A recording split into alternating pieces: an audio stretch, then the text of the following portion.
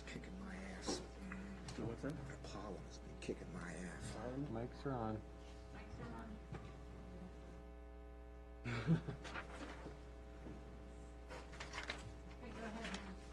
Okay, sorry for being a little late. Let's get this meeting to order, the Monday, May 3rd meeting.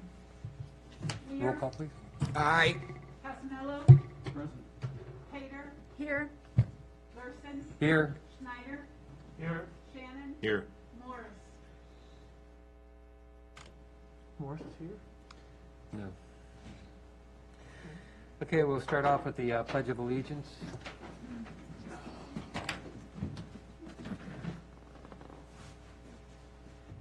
I pledge allegiance to the flag of the United States of America and to the republic for which it stands, one nation, under God, indivisible, with liberty and justice for all.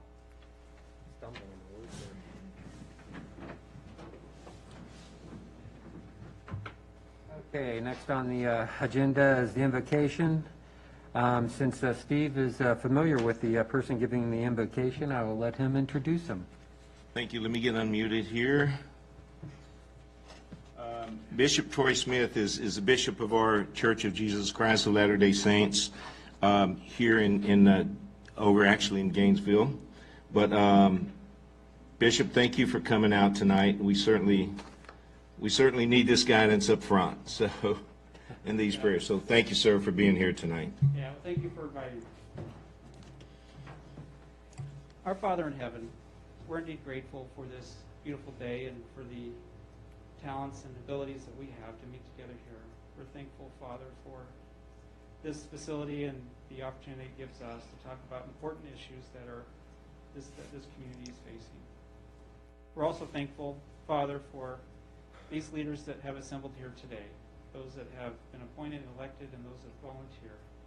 Please bless that Thy Spirit would be with them, that they can have their hearts and their minds open to understanding the issues that they face in their community, and that they can be united and be able to have a perspective that helps them to address those things that they're facing that would be of the most benefit to those and to those people in whom they serve. Father, we're thankful for those that will come today with different thoughts that they have, and bless them that they might be able to present their thoughts clearly and that they can be discussed openly, and that there will be a spirit present that will help to unify the community and that will help to serve those that need resources. I'd also like to ask a blessing to be upon those that stand in need, that they might be able to have the resources and find the resources that they need, and that others around them might be able to have their hearts and their minds open to how they might be able to serve and to help. We're thankful also, Father, for our nation's leaders, and please bless them. Also bless those that are serving in the armed forces and our first responders, that they might also be able to have the abilities to do what they need to do to help serve all of us as we try to serve those in our community. We say these things in Thy Son, Jesus Christ. Amen. Amen. Amen. Thank you, Bishop Smith. Thank you, sir.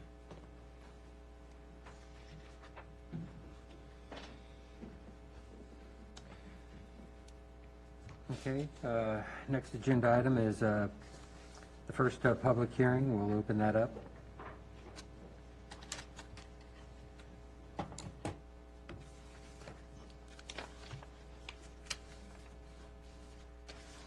This is the public hearing for the proposed real property tax decrease. Yes. For the, yes.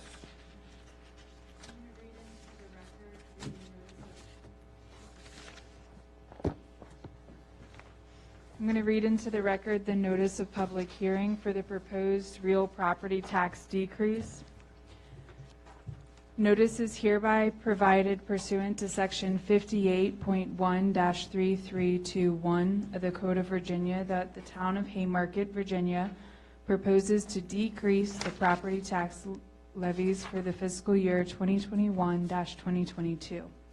Number 1, assessment increase. Total assessed value of real property excluding additional assessments due to new construction or improvements to property exceeds last year's total assessed value of real property by 4.46%.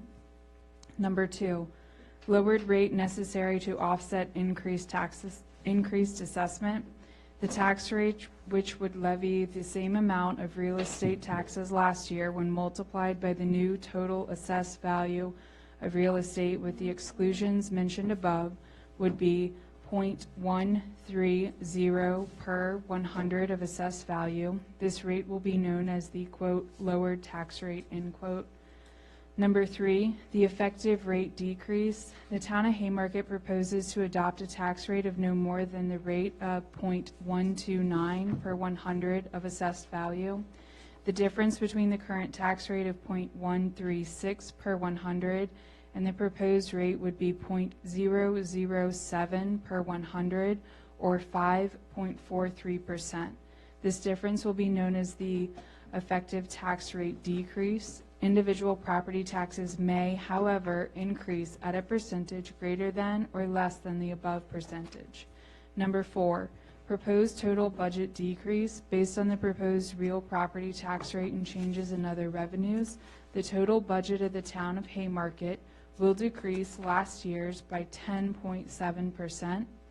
A public hearing on the decrease will be held on May 3rd, 2021 at 7 p.m. in the town of Haymarket Town Hall, 15000 Washington Street, Suite 100, Haymarket, Virginia 20169, by order of the Haymarket Town Council. Okay, now we'll move on to the citizens' time for this. Anybody out there here for this portion of the meetings? Okay. So I guess we'll close this meeting, Close the public hearing.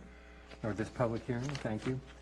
And we'll move on to the next agenda item, which is public hearing number 2, SUP 2021-001, the drive-through restaurant. I'm going to start by reading in the public hearing notice that was out in the local paper. Following that, I'm going to go into my staff report and presentation for council. At any time during my staff report, if you have any questions, please feel free to stop me and ask. And then from there, we will go into the applicant's documents. And then following the applicant's presentation, we'll go into citizens' time for the public hearing, followed by a brief rebuttal period for the applicant. So the notice of public hearing, Town Council, Town Hall, 15,000 Washington Street, Suite 100, Haymarket, Virginia, Monday, May 3rd, 2021 at 7 p.m. Notice is hereby given that the Haymarket Town Council will conduct a public hearing for a special use permit at 15150 Washington Street for a drive-through restaurant use by special use permit. All interested parties are encouraged to present their views at these hearings. The public hearing will be held on Monday, May 3rd, 2021, beginning at 7 p.m. at the Haymarket Town Hall. Okay, so for my staff report, we are on packet page number 3 of the agenda. This is for the special use permit for the restaurant drive-in application at Crossroads Village Center. If you give me just 1 second, I'm going to do a shared screen on Zoom as well as pull up a overall graphic.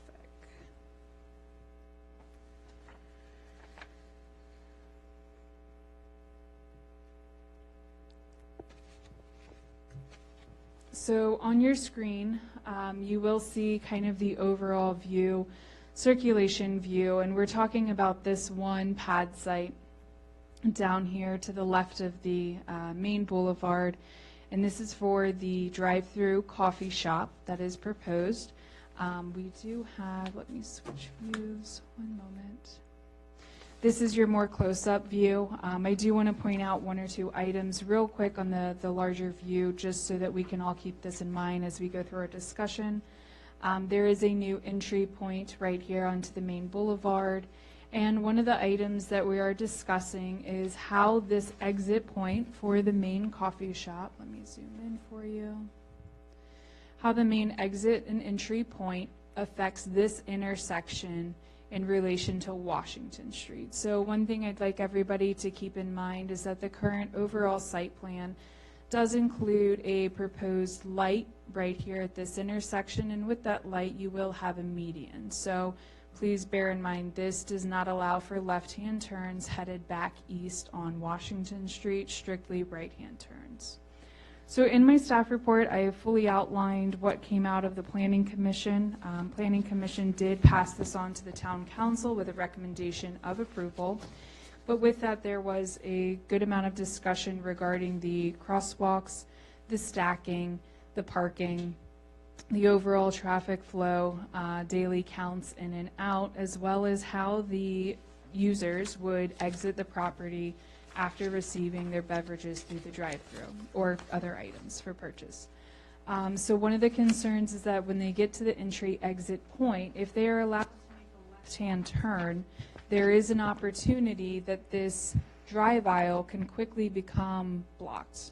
It doesn't take more than just a couple cars to stack here, thus causing further issues as you work back through the shopping center, affecting ultimately possibly the grocery store and other traffic as they come through. One of the discussions out of the Planning Commission and recommendations at the time, however it was not conditioned, was at this point to put a right-only turn sign out of this entry-exit point. That would mean that any of the users would have to come, take a right out. They could then go through this new exit point that was put on the main boulevard, or they could continue up in front of the grocery store and use either this rear exit or this exit over here on the right-hand side.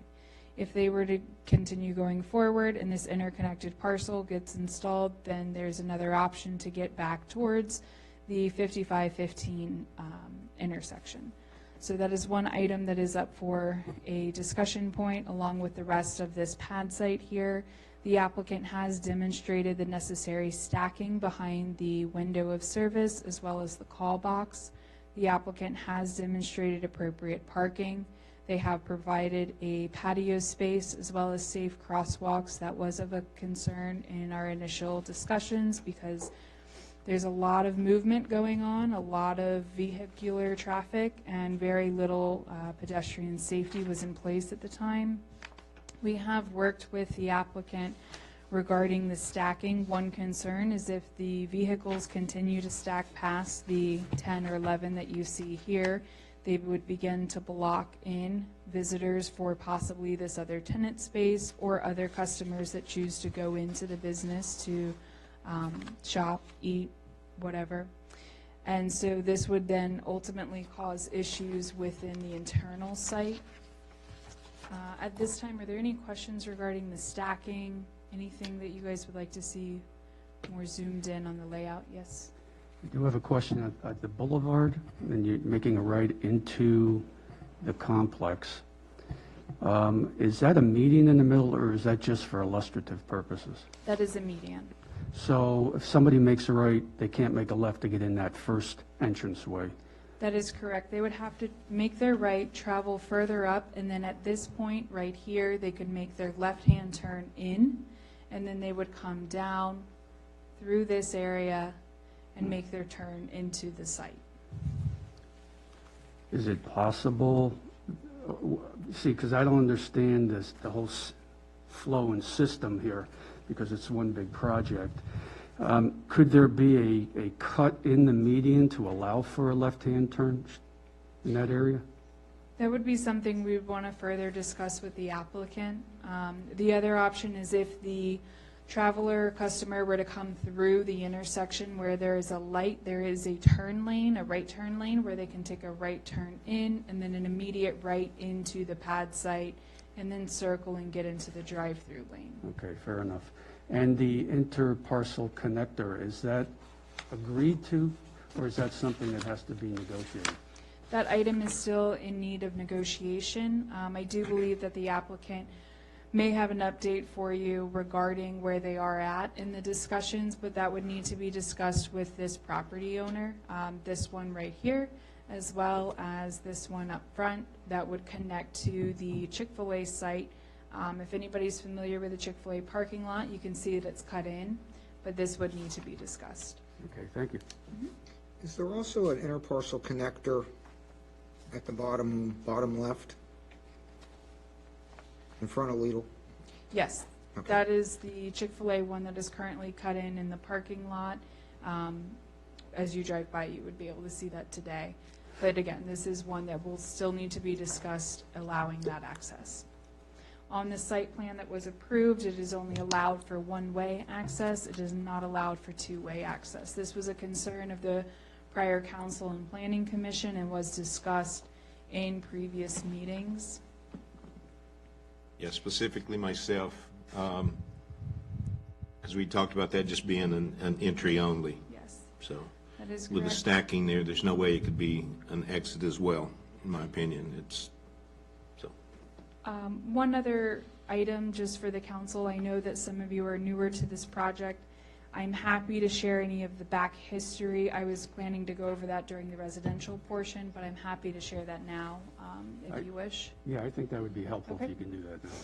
So just to catch everybody up on speed, council as well as any citizens joining us tonight who are not familiar with this project, in spring of 2018, Meladon applied to the town for a rezoning application and 6 special use permits. The rezoning application was for 9.94 acres. With this rezoning application came a set of proffers. The rezoning and proffers were approved and accepted in August 30th of 2018. And the special use permits for the auto repair service was denied at that same meeting. A bank drive-through SUP was approved. That is the SUP that currently exists on this site that we are now looking at for the drive-through coffee. The drive-through coffee would replace that SUP in that area. And another SUP for a hotel height of 75 feet was approved. The assisted living facility was also requested for a height of up to 75 feet. That, however, was capped at 50 feet on that same night in August. On September 4th of 2018, the council at the August meeting had deferred 3 SUP applications for drive-through restaurants. So on September 4th, the SUP 2018-002 for a Western restaurant drive-through, the motion ended in a tie vote twice, so that motion failed both times. In 2018, SUP 003 for a central restaurant was approved 4-2. And looking at the map, that's your restaurant right here in the grade area. With the current approved site plan, it is a little bit different. This is going to require some amendment to what is already approved, but that is in this location. And then the SUP 2018-004 Eastern Restaurant was also approved. That is this drive-through restaurant on the easternmost portion of the plan. With that, late 2020, as you guys are now all familiar, we have received this new application for the SUP in the westernmost corner for currently now 74 additional multifamily residential units. And then the second SUP is the drive-through restaurant that we're currently discussing. I do have information on the proffers. However, that is going to go with our next application that we're going to discuss, the residential portion. Mr. Mayor, I have one more question. If you can blow up this SUP, I noticed that there's a secondary tenant in the same location. Is that new, or was that always envisioned to have a restaurant and then a secondary tenant? Do we know? The applicant has always envisioned that since they did apply. That is something that we had discussed with the applicant, primarily the parking. And so one of the questions that I had is if you look at the parking, it is 1,225 square feet for the building space. And if it is a restaurant use, I'm not saying that it is, but if it were to be, we have a 1/100 parking ratio to square footage. And the parking that is not grayed out, so the white parking spaces here, that is 9 of them, would service as future tenant space. That is 3 shy of what's required. However, the applicant told me that they would lump this future tenant space in with the rest of the site and a shared parking agreement that goes with the site. So these parking spaces up here would be considered part of that shared parking to meet the 12 that is required if it were to be a restaurant. There are other uses that could go in here. If it was a office space, parking ratios are different, 1 to 300, depending on the use. Sean? I want to ask a question. So it looks like on this graphic, there are crosswalks along the entrances on Washington Street as part of the larger development plan. Yes, that is something that was in the site plan, and Good. these are brick sidewalks through here as well. And then on the drive aisle into, I'm careful to say that this isn't just a Starbucks. If Starbucks were to leave, it'd be any drive-through use, right? So, Correct. on the entrance, on the east side of, I'm sorry, the drive aisle into Lidl, going to your left. That This drive one? aisle there, yes. Okay. Is there sidewalks on both sides of that drive aisle, or just the fast food side? That's an item for the applicant to clarify, but as I see it, you have the sidewalks here in the black. But not necessarily on the other side? That would be correct. I Okay. see that there is a crosswalk here, and I see that, as I see it, it ends right here. Okay. So I appreciate the crosswalks internal to the site, but I would, if this is going to be the only sidewalk into the site other than the main entrance, I was going to recommend, doing a crosswalk as well into the entrance into the fast food restaurant. So, and then the traffic study submitted by the applicant does indicate that there's sufficient capacity, but we don't know exactly when the traffic light comes online, or did the traffic study suggest when the traffic study or the traffic light comes online? So I will read for you the proffer regarding the traffic light so that we're all on the same page. So proffer 8.3 this is under the transportation section. I do apologize, this is not in the packet. However, I will make copies and we'll get this available for you. So 8.3, as part of Phase 2, a traffic signal at the intersection of Washington Street and Costello Way at the main site entrance, when warranted, along with pedestrian signals, with the signal justification report being commenced no later than the completion of Phase 1. Again, I will have Chris make copies for us, and we will hand that out.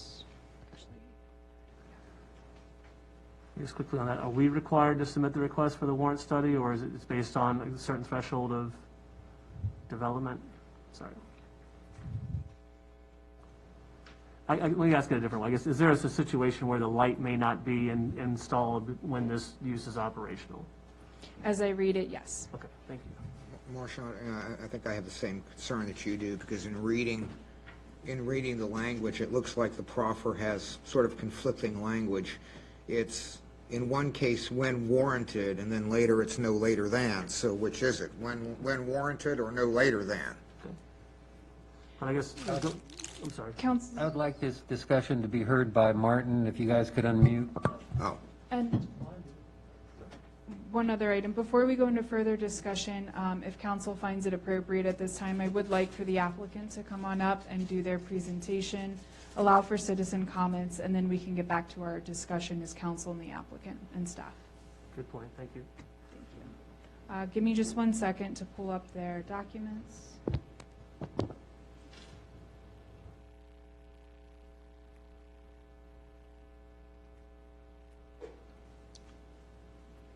I can't unmute. You touch the screen. Oh, here it is.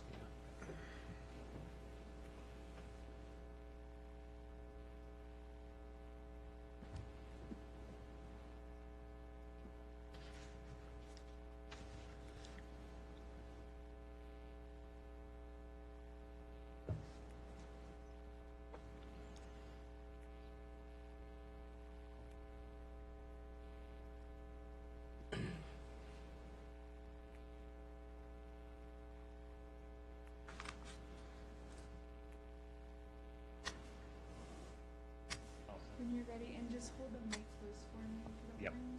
Thank you.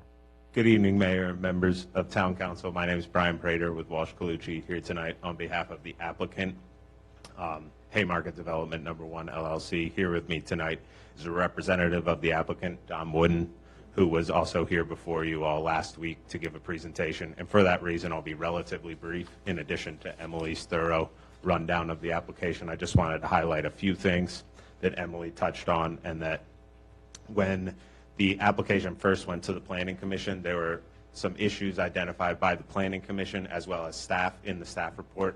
Many of those were addressed by the applicant between the February Planning Commission and the March Planning Commission, and a lot of those related to pedestrian safety, circulation, stacking, so on.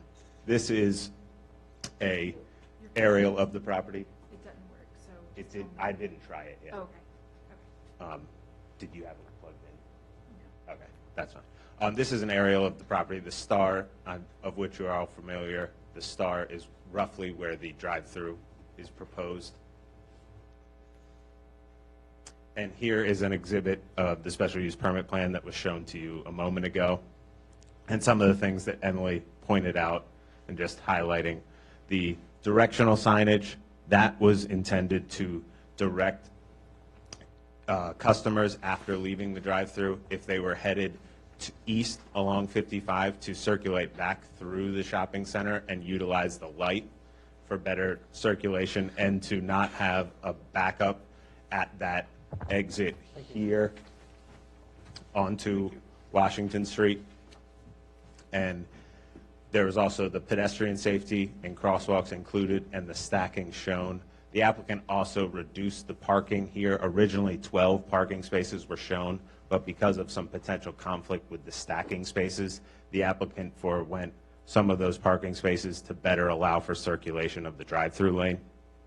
And those were the main changes that were made between the two Planning Commission hearings. These are elevations, which I believe you've seen, with the south elevation facing Washington Street, and the east here would face internal towards the main boulevard of the entire development. This is the circulation exhibit. Excuse me, I'm going in and out. This is the circulation exhibit that Emily showed. It shows how the new entrance, or exit, I should say, onto the boulevard would allow customers to exit quickly and have, at this light, exit left onto 55 and head east. It also demonstrated there is significant stacking. And one thing to point out with this, it is not a Chick-fil-A. It is currently proposed as a coffee shop, drive-through restaurant, but the Starbucks user, while busy, would not have the type of use and number of customers as a Chick-fil-A, as you're all familiar with, the one right down the street.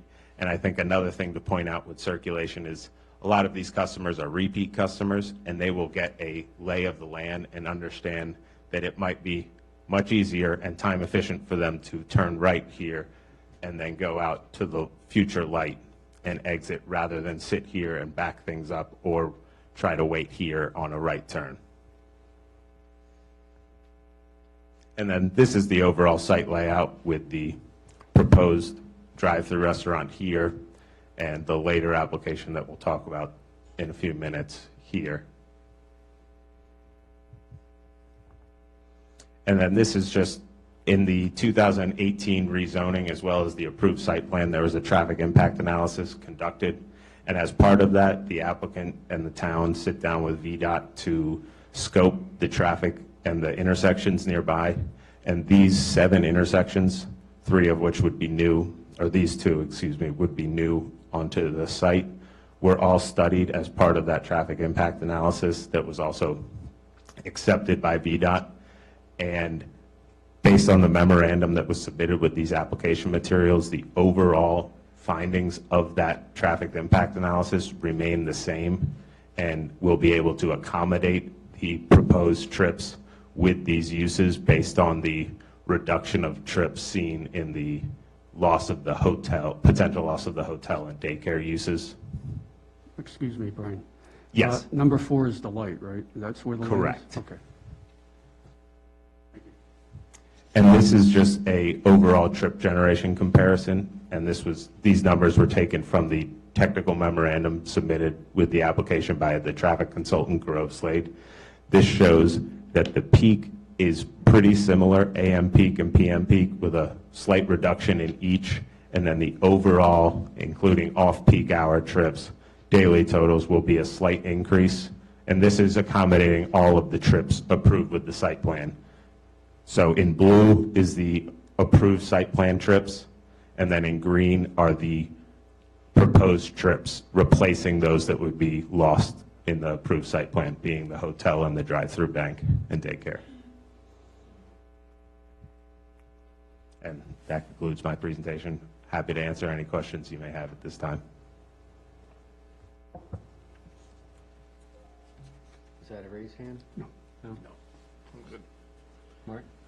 I know we're saving for discussion after citizen comment. Do you have a quick question? Do you know off the top of your hand when the traffic study assumed the light to be in? I do not know off the top of my head.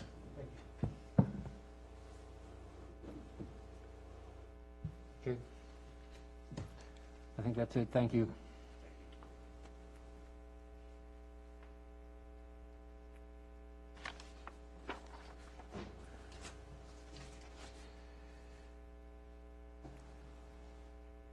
Okay, so I'm assuming you want to go into citizens' time? Yes, that is correct. Okay. First one on the list we have is Jim Payne.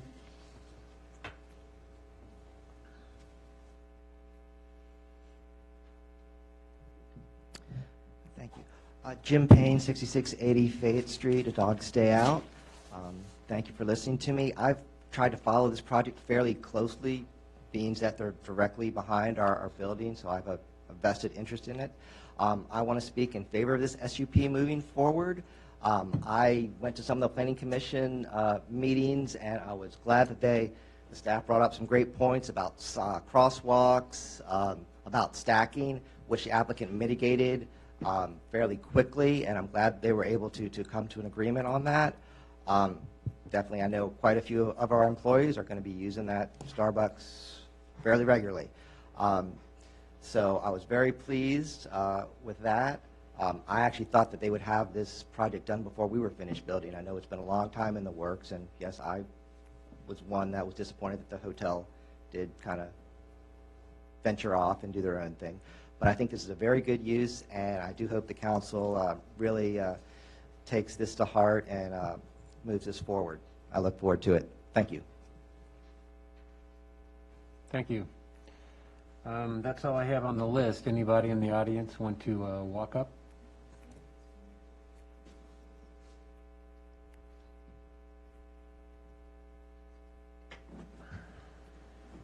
Dottie Leonard, 14801 Washington Street. I don't have strong feelings against it. I would say that my feelings are more supportive because I want to see the town finished, but I want to see it done right. It's not so much what they're building, but what it's going to look like when it's done, and whether it ruins our town or adds substantially to it. I would say I am a supportive person, but the ARB can make or break this if they don't do it right. So I'm counting on the ARB, and I'll apply the most pressure there. I wasn't overly supportive of the 2/2s. Changing to that, I thought a real traditional looking townhome would look better, but maybe they don't fit, and maybe we don't have enough product that meets the needs of lower income or smaller families. So if that's what they're trying to do, I would be supportive. Thank you. Thank you, Dottie.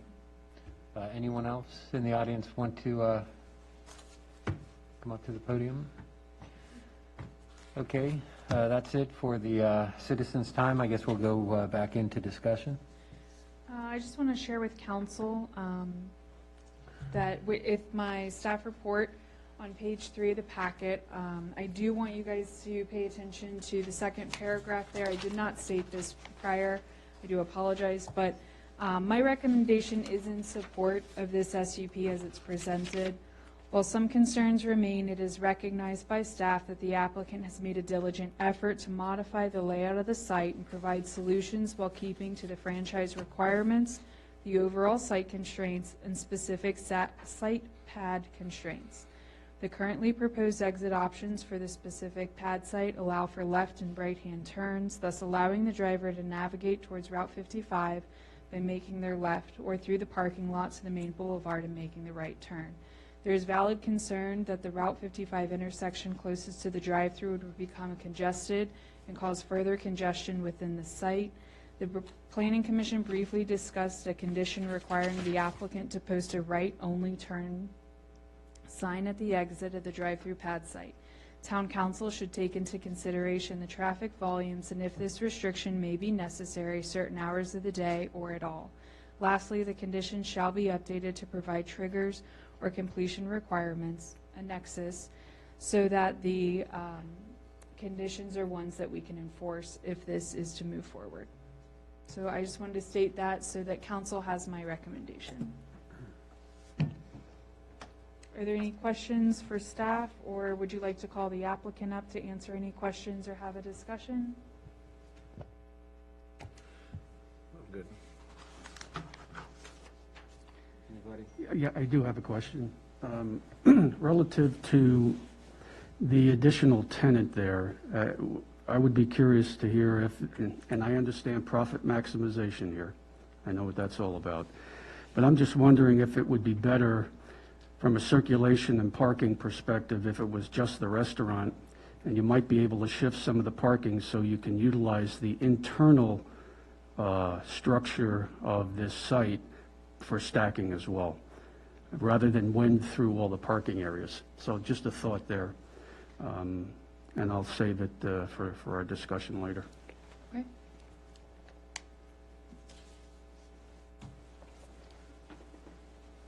If there's no other comments or questions at this time, we can close this public hearing and move to the next public hearing. This will be discussed again under agenda items. Okay, I think that's all we have right now, so we will close this public hearing. We will open up the third public hearing, which is SUP 2021-002, the 2/2 townhouses. Okay. As with the other, I will be reading into the record the notice of public hearing. Notice of public hearing, Town Council, Town Hall, 15,000 Washington Street, Suite 100, Monday, May 3rd, 2021 at 7 p.m.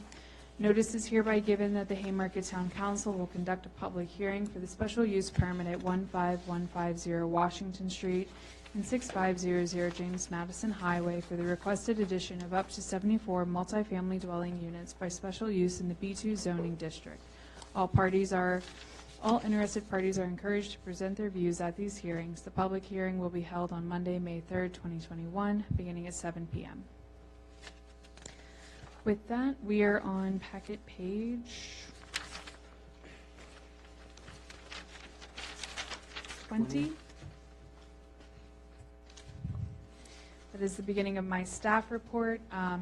The outline of this staff report, so that you know, going on over into page 21, you have my updated information for mayor and council and how it came out of Planning Commission. Hopefully everybody has had a chance to read and look over this, but I'll give you the brief synopsis here in the beginning and we can get into a further discussion later. So the applicant has provided an SUP requesting originally 78 2/2 condo units. Back in the, let me switch maps 1 second. Back in the westernmost area of the property. Coming out of Planning Commission, there was a recommendation for approval with a 4-to-1 vote. That was to reduce the units to a maximum of 74, and they were to provide a tot lot and play area, and that the parking and loading spaces would be provided as shown on the map here on the screen. and that an interconnection shall be provided dependent on an agreement with the adjoining property owner. These modifications were presented to the Planning Commission on the March 15th meeting. The Planning Commission discussed in detail all of these modifications, and they further asked the applicant at that meeting to restrict the number to 74 units. The special use permit conditions as seen in this packet were also discussed at the meeting with the Planning Commissioners and thus provided following the meeting in writing. Again, I have included my recommendation here. As I mentioned to the Planning Commission, I am not in support of this SUP application. I have outlined the reasonings as why. My main reason here is that it does not meet the intent of the planned interchange park designation from the comprehensive plan or the intent of the business commercial zoning district, the B2, and will deplete approximately 3.6 acres of commercial land base. The applicant has worked to address the parking concerns that was originally mentioned in the staff report. You can see that on the following pages. They have also provided the full driveways on the westernmost units. This was a big concern that staff had, as well as Planning Commission, once we got there with the application. The applicant is now providing each unit with one garage space and one driveway space total. Additional parking spaces will be located within the neighborhood site for overflow parking and guest parking. The applicant has provided in the westernmost section the hammerhead parking to allow for easier trash service to these units. There was some discussion how these units would have accessibility to trash pickup and what that would look like. I have also called out as one of my larger concerns is the proximity of these units, but specifically the play area in the tot lot to the exit ramp for 66. As you can see here, there is some area between there. The applicant has stated that they would provide berming. This has yet to be conditioned or shown in any illustratives. They have shown pictures of it, however, it has not been conditioned. If it were to move forward, I, as staff, would highly recommend that we have some conditions regarding the berming or safety protection of this playfield tot lot area. In this instance, I find that it's an attractive nuisance for children of this age that would be out here maybe unsupervised. So all of my concerns are there on the packet page 21 as well as 20, but again, I am not in support of this application as it came out of Planning Commission. Planning Commission did pass on a recommendation of approval 4-1. So if you have any immediate questions for myself, please feel free to ask. Otherwise, I'm going to ask the applicant to come up, and then we will do the citizens' time for this public hearing, and we'll get into further discussion under agenda items. Okay. Any questions at this time? Okay, we'll go into the applicant information.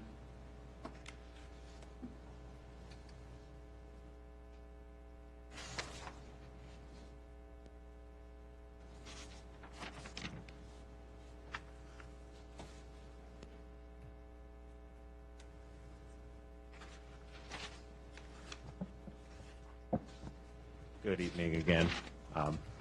Brian Breeder for the record. And going to be brief again because I know Mr. Wooden presented a lot of these materials to you, and Emily did a great job running through the changes to the application.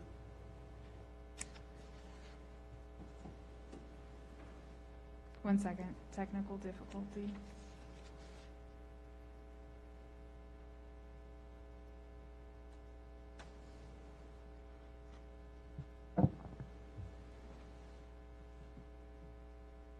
There we go.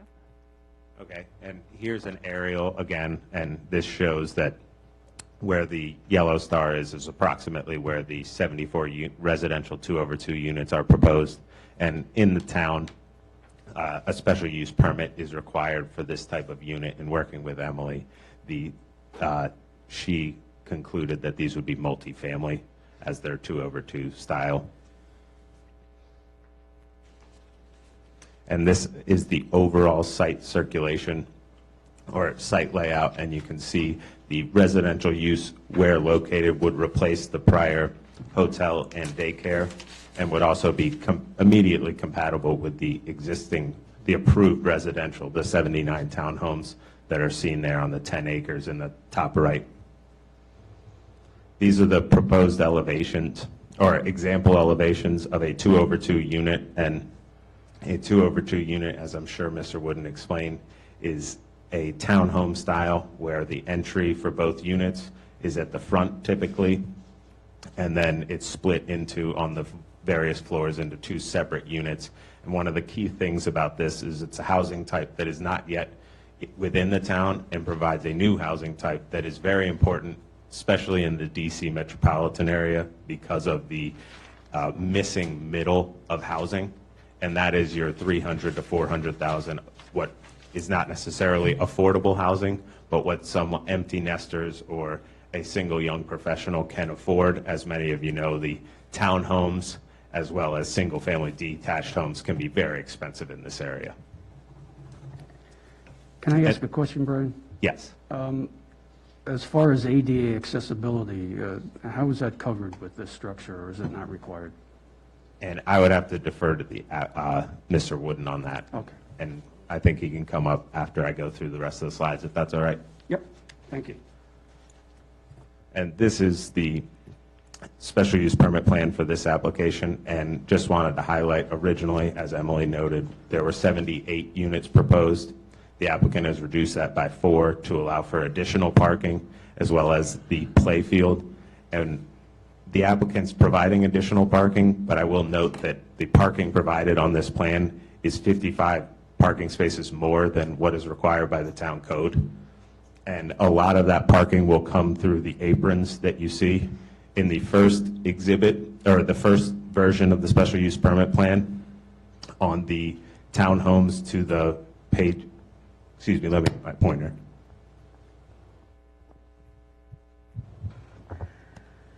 The townhome, the 2/2s proposed here, there were 4 more units here, and they did not include aprons, which was one of the concerns regarding parking, because these units will have garages, but that means only 1 space for each unit. So the aprons provide additional parking, as well as the parking here and here. Another concern that was raised in the first version of this plan was only 1 exit out through the main boulevard. And so the applicant has proposed to work with this adjacent property owner, and if they can come to some reasonable agreement, will provide an interparcel connection here to allow an additional access point, ingress, egress, for the future residents. And this is a closer view of that, and this would be into that CVS Chick-fil-A parcel. And this is an example of the type of landscaping that the applicant has talked about between the proposed development and the I-66 ramp. You can see it would be a berm and landscaping, and would help provide a visual as well as acoustical buffer. And then this is in the blue is the hotel and daycare, which were approved on the site plan. The trips associated with that use, you can see those are significantly higher than what's proposed by these 74 2/2 units. And when you factor in this with the other proposed restaurant versus the previously approved bank, that's where you get the overall pretty net zero increase, no increase in trips, I should say. And that's on the next slide. But you can see on this slide a significant decrease of trips proposed by this use. And then this we showed a little moment ago, shows that the overall trips associated with the 2 different, the approved versus the proposed, are marginally different, if at all. And that is all I had. Happy to answer any questions.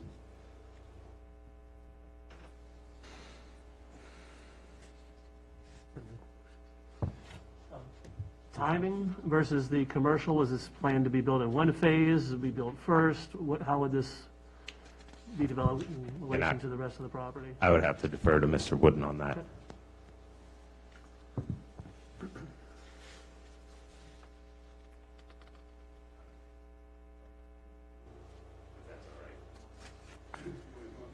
Mr. Mayor, you want to comment now, or? We'll get your comments now. I'm fine with it. What's that? Is it okay if Don come up and present? Yeah. Sorry, you caught me searching for a page.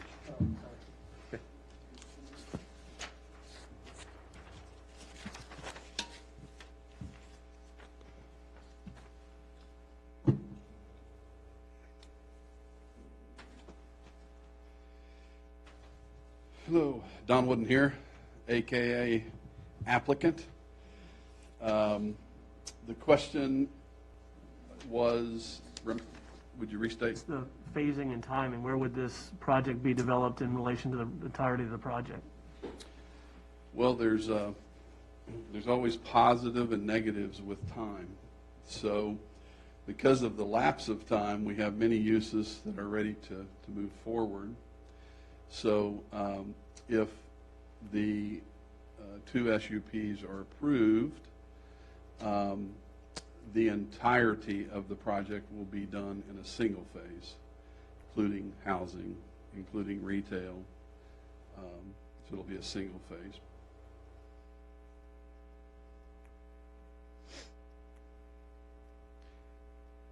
Any other questions for me for right now? I got one question on the trip slides. You got the hotel daycare versus a multifamily. Yes. You're showing an AM and a PM peak of 25 and 33. Correct. Is this strictly for the residential area coming out? Because I know the next slide shows a complete trip generation comparison. Is this complete trip generation for the whole project, or? This specifically is talking about the approved use versus the 2/2 SUP. So that the difference you can see, the AM peak is 160 if you were to do the hotel and the daycare versus 25 with the 2/2s. Mm-hmm. Yeah. Because I was just questioning it because I look at this as being pretty much a work traffic of people leaving. And, if you got 74 units, you're only saying that 25 cars are going to be leaving those 74 units to go to work?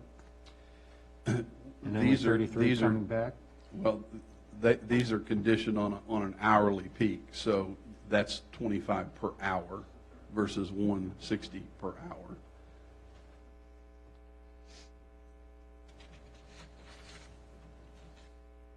Okay, that's all I had. Anybody else? Okay, thank you, Don. Thank you very much. Mayor, I do have a citizen email, if it's all right to go ahead and read that in prior to any citizens here. That's okay? That's fine, go ahead. Okay. This is sent from Nick Polari. Please read this into the record at the meeting tonight. Nick Polari, 6740 Blight Drive.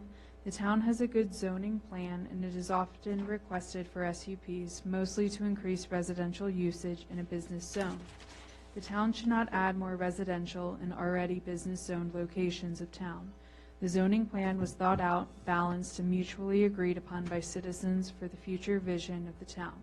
The developers benefit from throwing up the maximum of residential units, selling quickly, then moving on. But Haymarket must live with the decision to build so many homes for a very long time. The property has always been in awkward shape and enclosed on 3 of the 4 sides, resulting in a bottleneck issue for a single point of entry and exit onto Washington Street. I have personally seen multiple iterations when I was on the town planning committee of the proposed plan, and each version of the plan struggles with the entrance and exit of the property. It will not be a wise choice to add these additional homes plus the associated traffic to the entry-exit bottleneck problem. The developer could use the land in a better way than multiple drive-throughs and dense townhomes. There is an opportunity to build a master plan space that encourages a walking and common space for town members to meet up. As proposed, the current plan turns the property into a highly car-reliant space that keeps members in their cars and not a good space for the town to feel like a town. If we wanted this type of living, then we could live closer to DC. I would like to see the developer wipe the plans clear and start over. They would get much further with the residents of Haymarket if we could see how this development will be mutually beneficial. As currently proposed, there are too many homes and restaurants in the planned space, making it appeal as a highway rest stop versus a small town. Haymarket is unique, and we have a chance to shape the last of the significant spaces in town. There are plenty of good examples of master planned spaces by architect and engineering firms across the country that draw on communities to have a place to meet and connect. Seaside, Florida, the town they filmed The Truman Show, is a great example of this. It has a main amphitheater with surrounding shops, sit-down restaurants, and then a light residential home section that is connected easily by walking, biking paths, limiting cars and traffic. You walk by your neighbors and strike up conversations as you walk your dog or just go see what concert or projector movie is playing at the amphitheater. The kids have a safe, car-free green space to run around as parents can relax. It is a common space for a town with citizens that desire connection and the small town we all want to live in. Building as many homes as possible with drive-throughs does not speak to the spirit of Haymarket. We need to leave planning like the one proposed to some other highway pit stop town. Please reject the SUP for more townhomes and encourage the developer to develop a space like the one I have described above. Thank you, Nick Polari. That's the only email I have received as of the beginning of our meeting. Okay, thank you. We'll move on to the first person on the list, Jim Payne.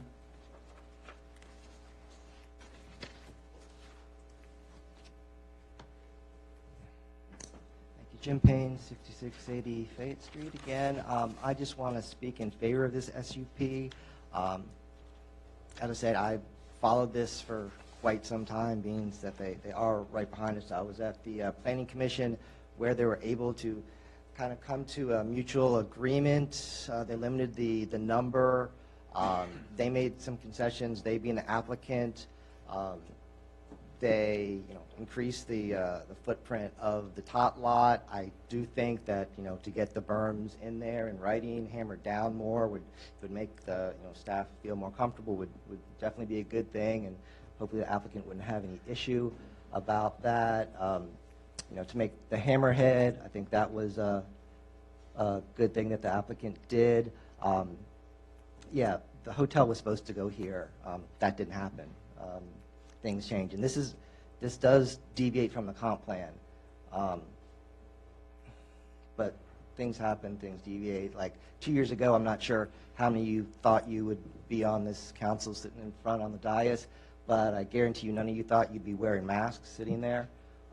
So this is a good solution, I believe. They're making the best use of given a product that we need in Haymarket and that we currently don't have.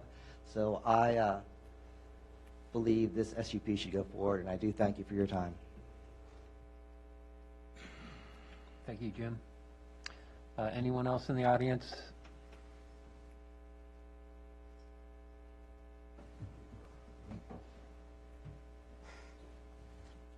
Dottie Leonard, 14801 Washington Street.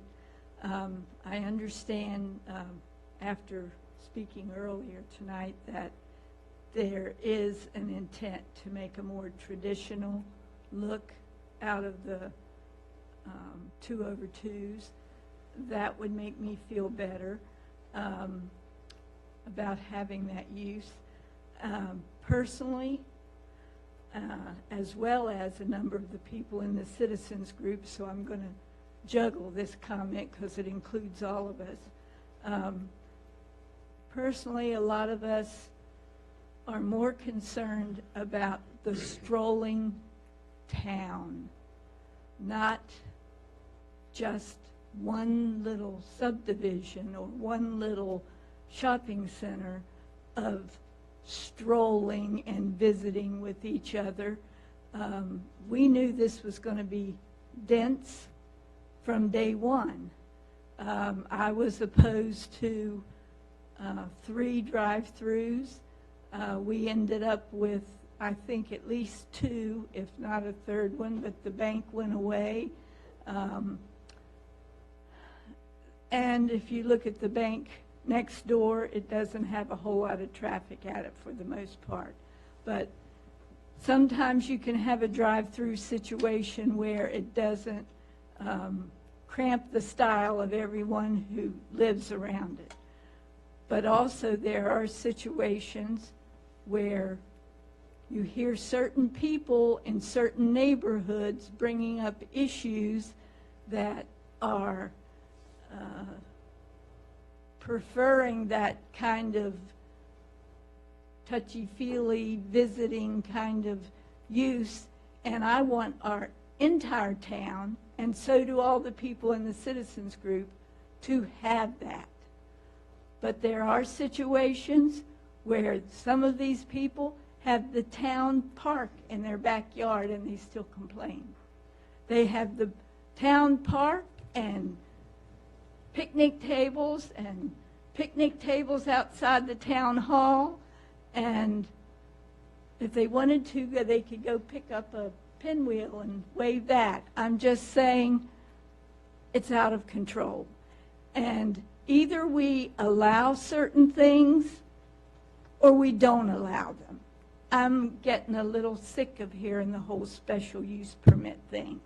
I kind of understand it with the 2/2s, but either a highest and best use is allowed, and I know that from 9 years on the Board of Equalization for Prince William County. 3 years I chaired it. The highest and best use is what determines somebody's property values. And if somebody who lives on Blight Drive isn't satisfied with a park behind their house, what right do they have to decide what every property owner is able to do in their yard? It's out of control. I'm sick of hearing setbacks and special use permits and everything that destroys a person's ability to use their property and enjoy their property rights provided by the state of Virginia. So something's got to give around here because we've got it up to here. We care what it looks like. We want our historic overlay preserved. But we also want property owners to get to use their property at its highest and best use, without all the regulations and things that a certain person on the Planning Commission or liaison to the Planning Commission can use to hang them with later so they can't use their property. That's it for tonight.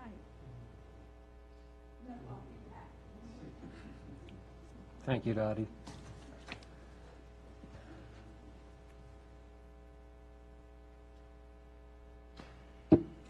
So anyone else out in the audience want to speak? Okay, I guess that ends the agenda items for that for this public hearing. Close that public hearing, please. Okay, let's close the public hearing. And we'll go on to our regular meeting. Citizens' time for the regular meeting. Anybody out there want to speak?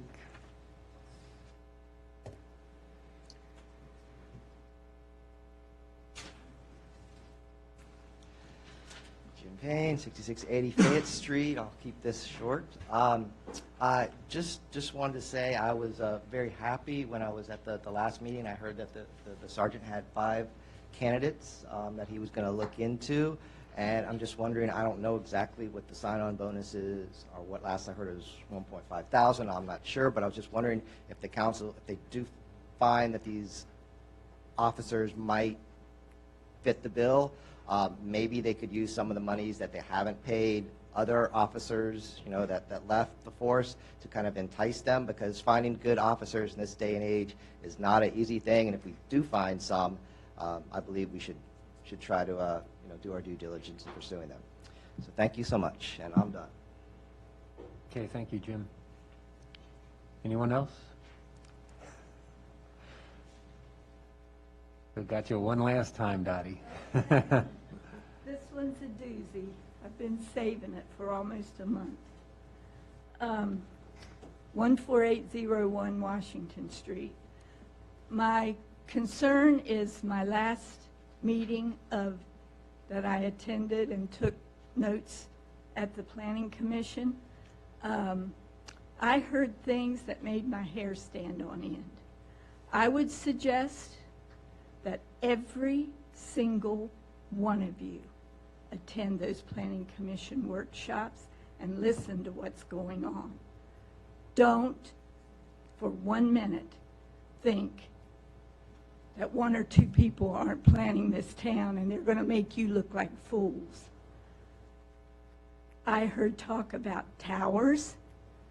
Everybody, the people on Blight Drive were concerned about their property values, and the very man who was defending and sending all those, whereas this will destroy the property values, whereas this will cause traffic, whereas up to you, and you bit it off and chewed it and swallowed it.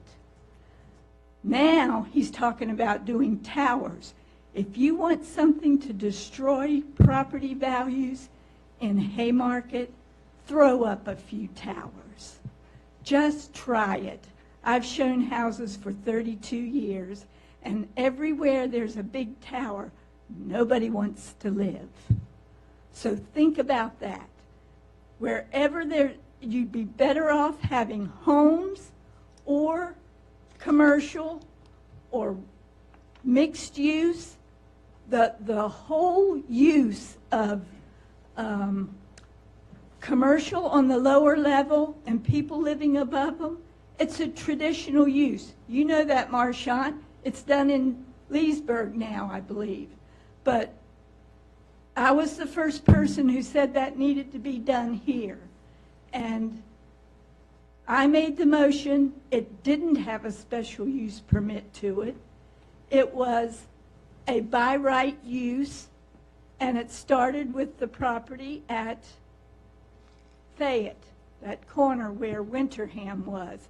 One of the most beautiful historic places in the whole town, and it looks pretty good still, except for the fact that the house is not even recognizable as the original structure. Again, a prime example of what you make it look like matters more than what you have there or who's going inside it. So I will just say we need to be careful what we plan, and if I hear setbacks one more time, do you know what setbacks do? They create the look. Our first planners, full-time planners we had in this town, came up with the whole setback idea. 20 feet between buildings. Now, you go up there and look, and we're one big building, 20 feet, another big building, 20 feet. People don't like it.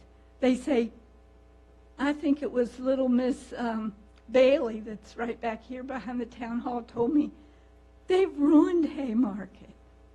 It doesn't look like it used to look. So now the only way we can fix that is to do an archway, a giant archway over 20 feet to make it look like the buildings are connected. Because that's the way towns were made.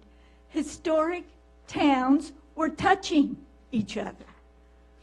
So even if we're doing homes on some of these other side streets, make it look like a town. That's all I ask. Thank you again, Dottie.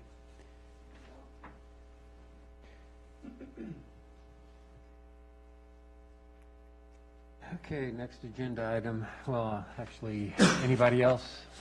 One last chance. Okay, we'll move on to the next agenda item, minute approval.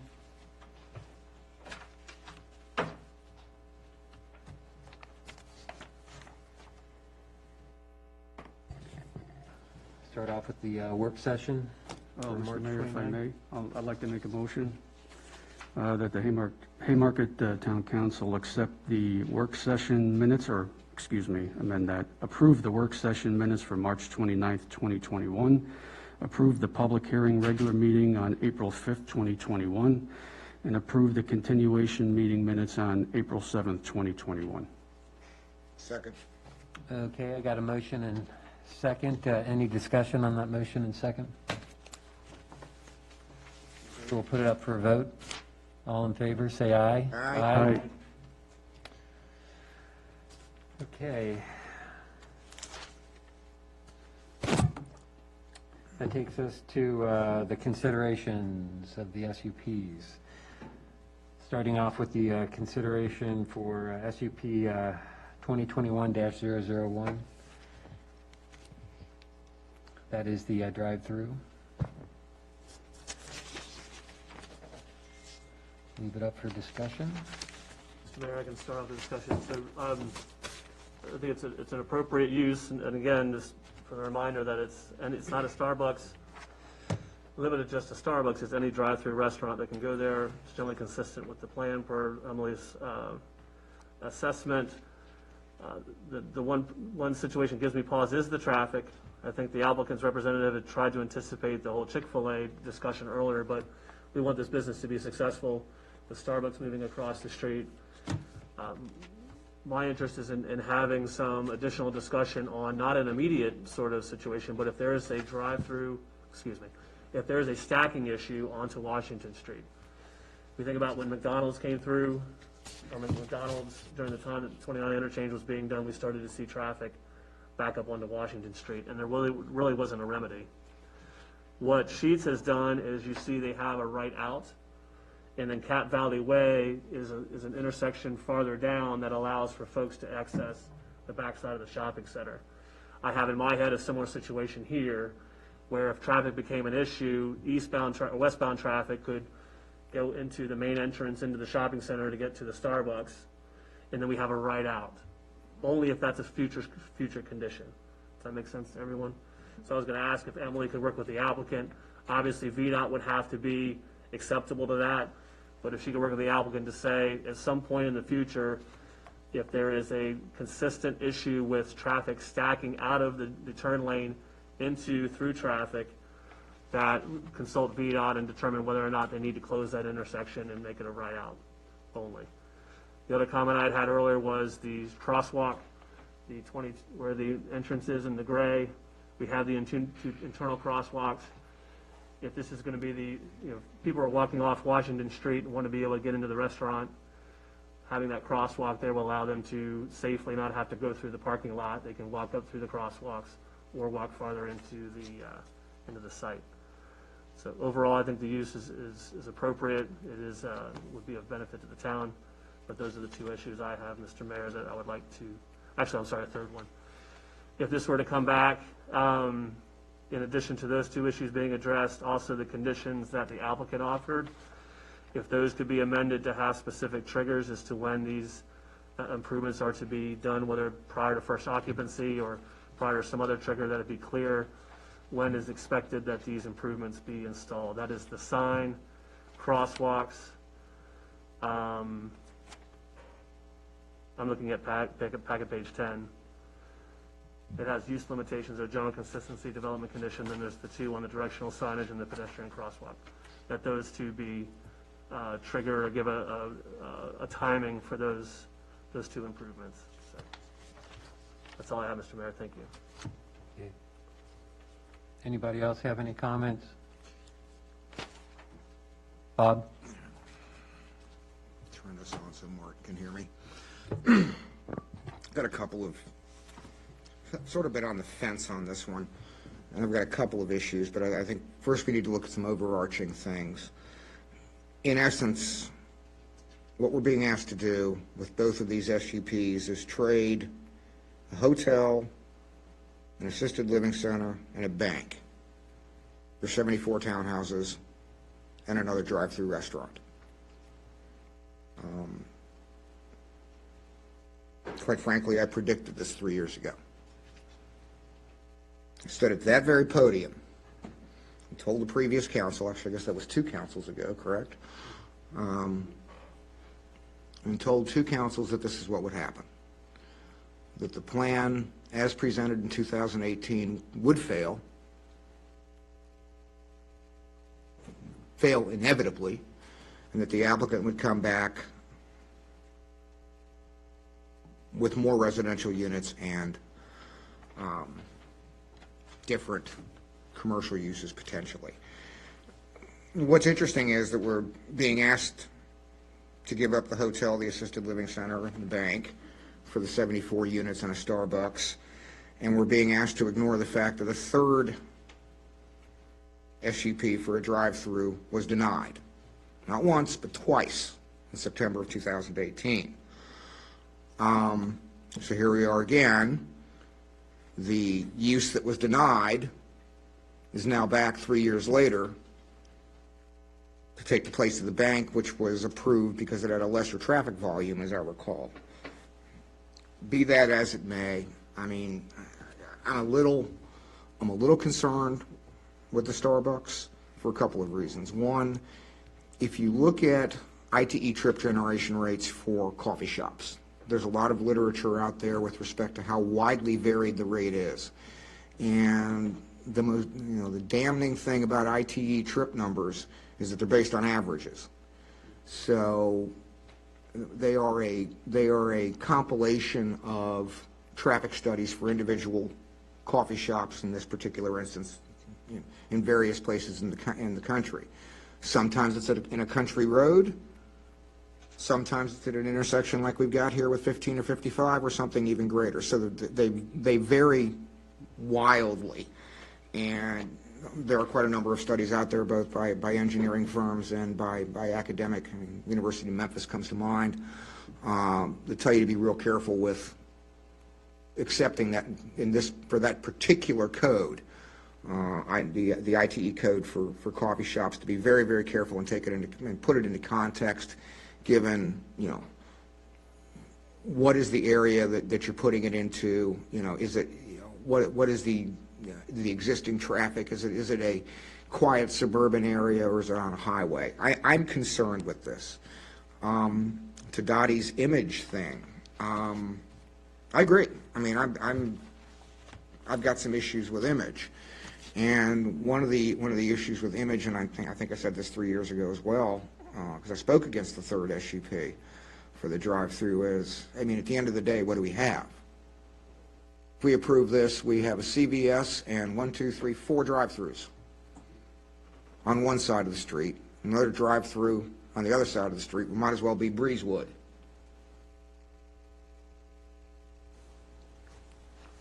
But is there much other option? Although I'm not wild about it, I could probably live with this. But the one thing that concerns me, and I said this at the Planning Commission, and still concerns me, is the egress traffic from the site. If the applicant were willing to concede to a hard right out only, and I mean one with a curb, I could probably grudgingly sign off on this.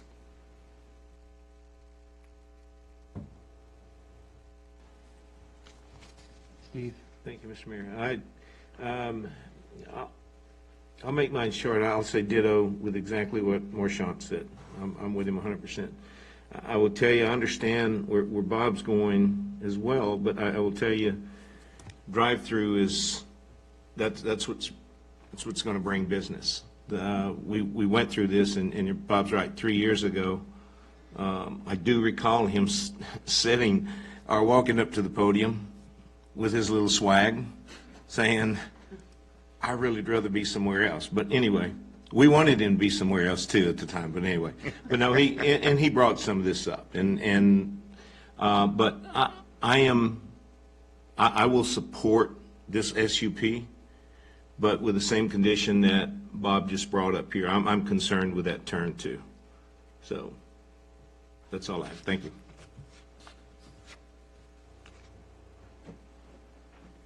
Tracy Lynn?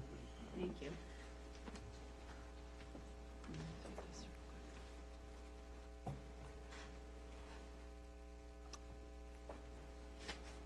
So my concern is with traffic and having specific verbiage in regards to a stoplight as far as when that's going to go in. And the not having a full commitment in regards to the neighbor offering or coming to terms in regards to an alternative or secondary exit. So those are my concerns. Okay, Joe? Want to make sure Martin can hear me. Okay, great. I have some of the same concerns that I've heard here, but first I want to thank everybody in the audience and those that have submitted their comments for speaking tonight and sharing your thoughts on these SUPs. And I just want to remind everybody that 3 years ago, or 2.5 years ago, we had a very significant turnout, and we should not ignore those folks as well. I think what happened is some folks have become somewhat apathetic about these projects because they weren't listened to, essentially. 79% of the folks that commented on this development essentially were either in whole or part against this project. And I'm not saying that I'm against this SUP. What I'm saying is we should listen to our folks. That's number one. I'm concerned about the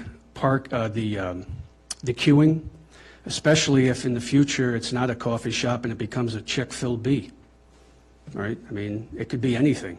Chick-fil-B. Yeah, Chick-fil-B perhaps, a competitor for Chick-fil-A, who knows? I mean, maybe they'll do it just as well.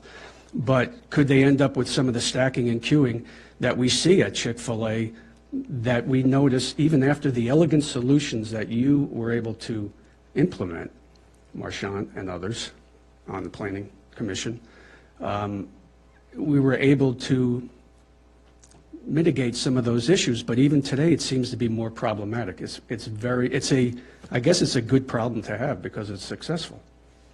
So my concern is with the circulation, internal circulation on this site.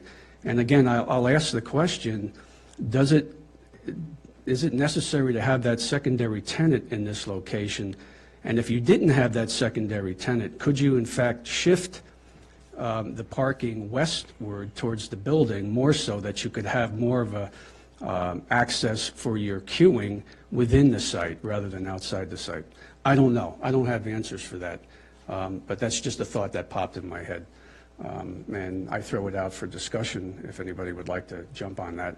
I also do agree that we should make a hard right coming out of the egress. I do have a concern with some of that flow going through the parking lot. It's not really the best, the most optimal way of dealing with it, but it is something that would help with stacking going westward if you came out and made a left. So I think I could support a hard right coming out. I think I'd like to see hear some discussion about whether in fact we need all of that square footage for the restaurant and the secondary tenant. And that's about it, Mr. Mayor. Thank you. I guess that leaves me. Yeah, I am not familiar to what the queuing is for Starbucks when it comes to drive-through. All I know is the queuing for Starbucks when it doesn't come through a drive-through is you make your order and then you sit on the side and wait. And there's usually a good amount of people during busy time that's sitting on the sides and waiting. Here, there's no sitting on the sides and waiting, looks like in this diagram. So that means all you're going to do is get a backup here. So during peak times, which is probably work traffic mornings, I do see a problem coming out, just like with the Chick-fil-A, even though this isn't Chick-fil-A, won't be busy, is what the applicant tried to say. On Friday, when I drove by Chick-fil-A during lunchtime, that double stacking that they had going on there backed up onto Washington Street, backed up to the point where it interfered with the exit of this complex. This complex, that exit is the only exit for right turn only for CVS, the bank, and it totally pinched that traffic off. So this became a disaster area. I am concerned about this becoming a disaster area with the stacking.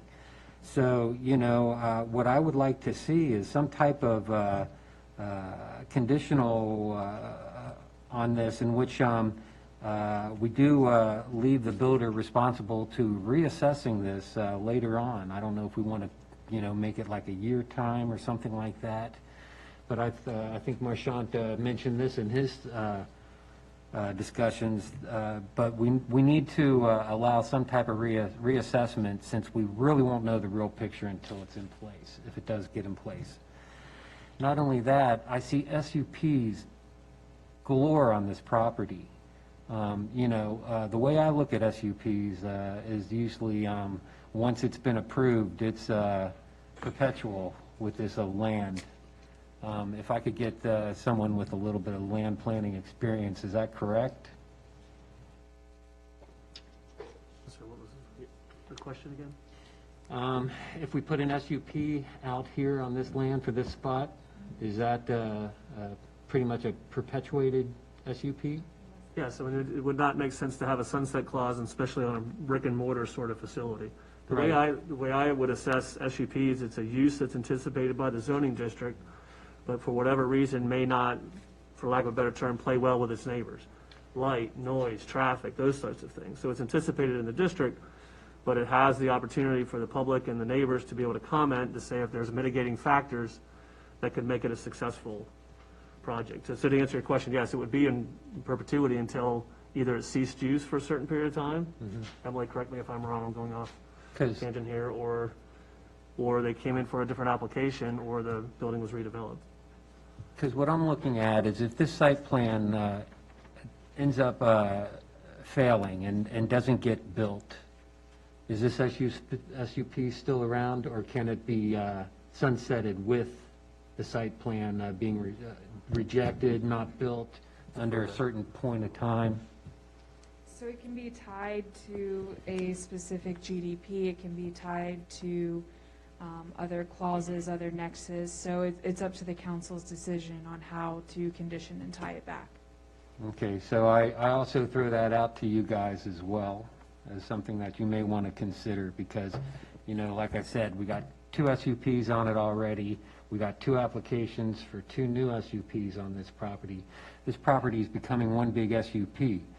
The only reason the SUPs are there is because they're overriding zoning. What was the point in zoning this as B2 if you're going to put 4 SUPs on this property? So take that into consideration too, okay? I would love to get this Starbucks. My concern, though, is just the stacking, and with that comes all the trickle down of everything else with if the stacking does fail, what are we going to do? If we do approve it and then the development doesn't happen, what do we do with all these SUPs on this property if they're in, perpetuity? So just something to think of for you guys, and I'll leave it at that. Martin does have his hand up. Your turn, Martin. Thank you, Mayor. I think there's probably a way to address this issue with the future reassessment, but the problem is going to be having some kind of criteria that are objective enough that we can agree on what the trigger is.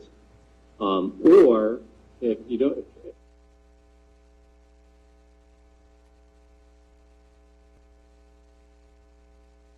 in the conditions on the SUP that allow the town with adequate prior notice to require the hard right out, which is, as I'm looking at this screen, it looks like it's in the 22-foot wide entry exit way, that would be left and right in, but only right out. Is that right? Correct. Martin, I think Councilman Weir and I are talking about 2 different things. I was suggesting a future assessment on the stacking on Washington Street, and a future condition, if warranted, closing that to a right-out only. Councilman Weir's suggestion was internal to the site, this exit off of this pad site, correct? Yeah, the 22 feet, where he's, what Martin is referencing at the 22 feet, yes. I understood Weir, but not Schneider. Okay. So with either of those, if you're going to have a future change in the traffic pattern, that needs to be something that the town can control when it is triggered, so that we don't get into an argument later on about whether the traffic counts actually match what the criteria are, and how would those criteria be written in the first place. So it would be similar to what we did with McDonald's across the road, where basically the town had reserved the right to require certain changes in the layout and traffic flow as a result of if there is traffic overflow and stacking out onto the main highway. That might be a good model for you to use.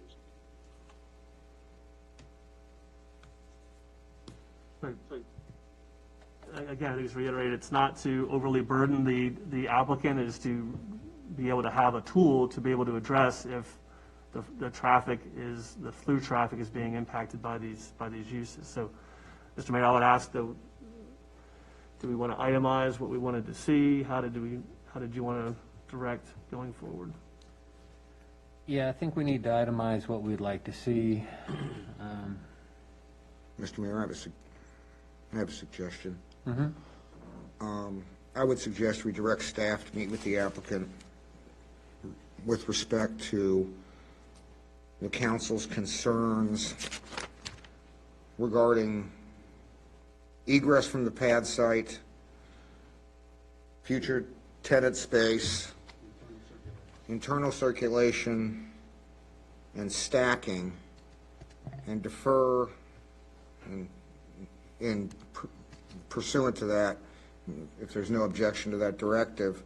Friendly amendment to that, the crosswalk? And the crosswalks. And if there's no objection to that, I'll make a motion with respect to how we proceed from here. Without objection. Can we go over the list one more time, please? Egress from the pad site, future tenant space, internal circulation, stacking concerns, and Stacking concerns on Washington Street. on Washington Street, wasn't there? Sidewalks. And crosswalks. Crosswalk. And you hit the tenant space? Yeah, the space. Okay. Now, that being done, I would move we defer further consideration of, let me get this right, SUP 2021-001 to the Tuesday, June 1, 2021 Town Council meeting. I'll second that. Okay, I got a motion and second. That is a town council work session, just so everyone's aware. June? Yes, June 1 is the work session because of Memorial Day. Memorial Day, yeah. I amend my motion to June 7. And I'll second that.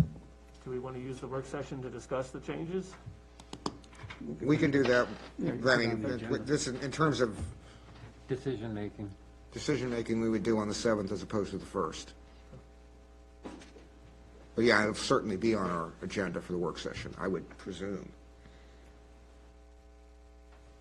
The work session on June 1st, and then for action on, For action on June 7. Okay. Kim, did you get all that down? Could you read it back so that there's no confusion? The motion was to defer further consideration. Motion was defer further consideration of SUP 2021-001 to the June 7th regular meeting with discussion on the June 1st work session. What she With- said. With the bulleted line items? With the bulleted line. Okay. And staff, you understand what those bulleted items are, right? Yes. Okay. Any further discussion? Put it up for a vote? Weir. Aye. Passanello. Yes. Pater. yes, Shannon. Yes. Okay.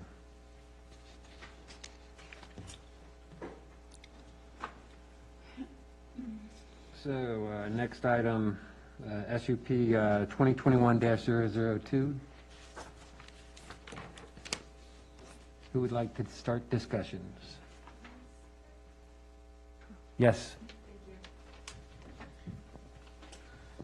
So I wanted to bring up, after our work session last week, I was looking into some of the items that we had previously discussed with the Planning Commission as well as council regarding concerns for this application. I did refer back to the proffers that were submitted with the rezoning. I just want to bring it up for everyone's awareness that if this project, if this special use permit were to go through, a proffer amendment will be required. The reason I state this is under proffer number 1, land use, the applicant has proffered 1.2, residential development on the property shall not exceed 79 townhouse units in the location generally shown on the GDP. This is something that can be discussed further. However, I just wanted to bring it up that as the proffers state, that residential development shall not exceed 79 townhouse units. There is another issue under proffer 2 with phasing that the applicant shall construct the hotel or assisted living facility, the daycare facility, and other improvements shown on the GDP on parcel 1-A and parcel 1-B as part of the second phase of the development or concurrently as part of phase 1 at the applicant's sole discretion. So there will be some cleaning up here of these items. And then the other item that I had looked at is under transportation. This is the line that I read previously regarding the traffic signal. There had been some discussion amongst planning commissioners as well as town council members regarding when the traffic signal would go in and what was the trigger. And so I just wanted to call to attention that this is the statement we currently have as a proffer. As part of phase 2, a traffic signal at the intersection of Washington Street and Costello Way at the main site entrance, when warranted, along with pedestrian signals, with the signal justification report being commenced no later than the completion of phase 1. Again, that's in the proffer packet and can be discussed further by council, but we would be looking for a proffer amendment should this SUP go further with an approval. May I ask a question? Marshawn? I'm sorry, it would require a proffer amendment. I missed that when I walked down to get the water, I apologize. If this would be approved, it would require the proffer amendment. If you look at page 2 of the proffers, 1.2, Okay. as that one reads, the residential development on that property is restricted to 79 townhomes. On the entirety of the property, not just to R2? Correct. That's Okay. as it's written. So will we need the proffer amended first before we consider the SUP? That would be illegal. Okay. Legal question for Martin. Legal question for Martin. Hold on 1 second. We're unmuting him. I think the best thing to do would be to amend the proffer first and then consider the SUP.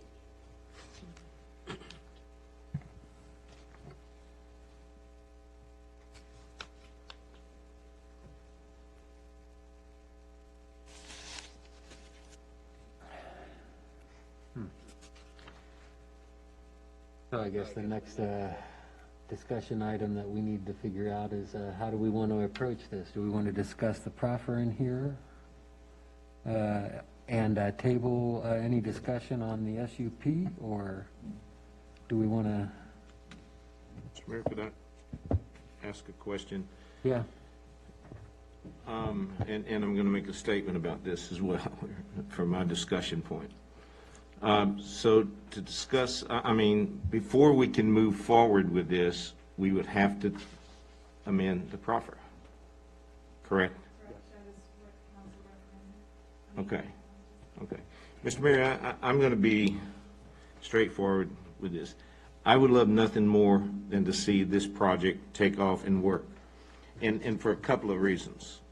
Number one, I said, you know, when I was first in Councilman Passanella, who was our vice mayor at the time, I believe, supported me coming up from the Planning Commission to sit on the council, which I was honored to do. Still honored to be here. Talked about personal property taxes in this town. about reducing them or doing away with them, depending, once everything's built out in this town. I think we're going to be sitting real fat when it comes to taxes and stuff. I don't know, Bob and Joe know more about that than I do. I will tell you, I have a major concern with the number of townhouses. I had to think long and hard before I even supported the 79. And I'm looking at other townhouses going on, other buildings, and I think we all know if we hit 3,500, and the census isn't complete yet, I don't believe. We hit 3,500, we then have to have our own public works office. That elevates us to a whole different level as far as this town's concerned. I want to see nothing more than Crossroads Village and Don and his team be successful. I really do. But I stated this last year when we talked, I cannot support, I would not support this SUP with additional 2/2 at all. So personally, I think that's kind of been the general consensus, and if that's the case, then discussing a proffer amendment, is that necessary? So that's all I have. Thank you. Question for Martin. Denial of the SUP would preclude the requirement for a proffer amendment, correct? That's true. What was that?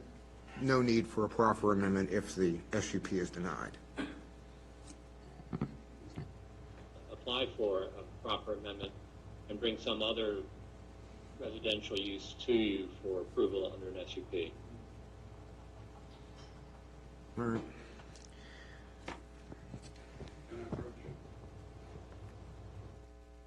Are we done yet? I'm not nearly done. If it's about the proffer agreement, I'll let you,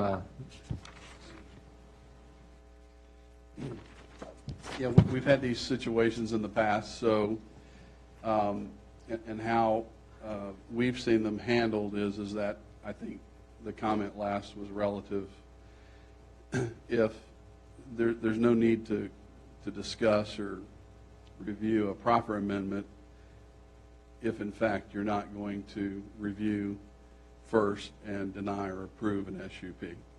So my question to council there is that could it not be done first, the SUP, and then once that was vetted, if approved, then a proffer amendment be made simultaneously with that? yeah, I'm assuming if approved, it would be conditional on proffer approval, which is similar to what we've done in the past. Okay, who wants to continue with their comments? I would, Mr. Mayor, if I may. Martin, you can hear me? Yeah, okay. I'm going to be very brief. I'm not sure we need to have that discussion as well on the proffer. Frankly, I've seen enough of this project. I think the 79 units I had a lot of agita over initially doing, that the council previously approved the rezoning. I think Emily's comments pretty much capture a number of my thoughts relative to the comp plan, relative to the commercial space. And I would not like to see any diminution of the commercial space any further than what it is. And frankly, I am not in support of the additional residential units. Therefore, I'm not even sure it would be necessary to defer to a proffer discussion. Thank you.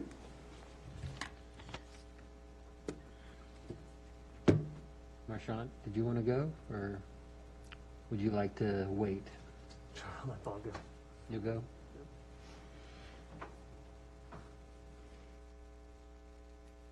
I couldn't hear. Go for it. All right. I'll take it up. Again, I'm going to go back to 2018. I thought the 79 units was a bad idea at the time. You took a third of the interchange park out and essentially eliminated the commercial potential for that for townhouses. And now we're talking about, in essence, taking roughly 50 to 60% of the entire commercial availability of that parcel and turning it into residential. I thought it was a bad idea then. I think it's a bad idea now, and I don't think there's anything that's going to convince me otherwise. I'm in absolute agreement with the planner's comments with respect to the comp plan and other things, and I think we need to kind of look at this a little bit in a couple of contexts. Going back to what I said earlier, we're trading a hotel and an assisted living facility and a bank for a Starbucks and 74 units. Quick math.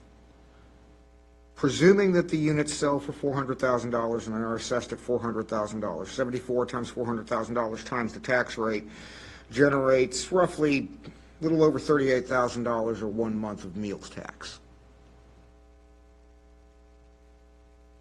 I don't think it's in the interest of the rest of the residents of this town to eliminate the commercial potential of that for an additional 74 units, which may create anywhere from, depending on how you want to do the calculation and what actually moves in, 100 to 250 new residents, and we don't even know what the census numbers are.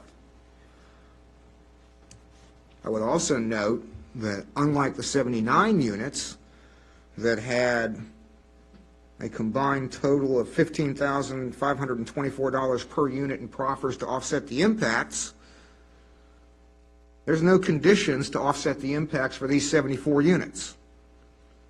Nothing to offset the impact to the schools, nothing to offset the impact to the PD, Public Works, Transportation, Parks.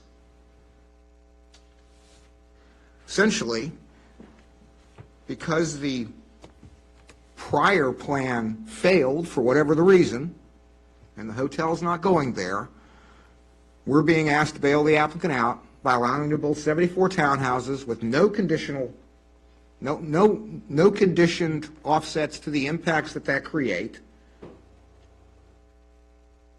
and the requisite loss to our potential loss to our tax base. Putting all of this behind what's essentially a row of drive-through restaurants, drugstores, and grocery stores with little to no place for the kids to play, both in the 74-unit area and the 79-unit area. I mean, those of you familiar with Iron Gate and some of the areas in Manassas, you start building these types of developments behind retail malls like that, where do the kids play? I'll tell you where they play. They play in the bloody parking lots. And you can put up all the signs and the no skateboarding and whatever you want, but that's where they're going to go. And they're going to be in the dumpsters behind the commercial units. It's not my vision of Haymarket. I don't think it should be anybody's vision of Haymarket. You know, I've said this many times at the county on many applications. And I've seen this happen before. In fact, I've seen it happen more times than I really care to.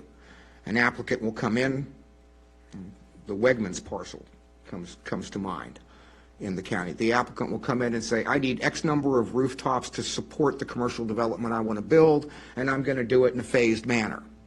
And they build all the residential. And then they come back 5 years later, and they go, well, that's not enough rooftops, and we can't make the commercial work, so we need more rooftops, so we need to convert the commercial to residential, and that's what they do. And everything, all of the development conditions, all of the transportation improvements, by and large, this is the county applications I'm talking about, are all conditioned on when the phasing is done. But nothing is triggered to the completion of the residential. It's triggered to the completion or the initiation of the commercial, which never gets done, and then the transportation improvements don't get made. Perfect example is the light at Kidharpin and 55.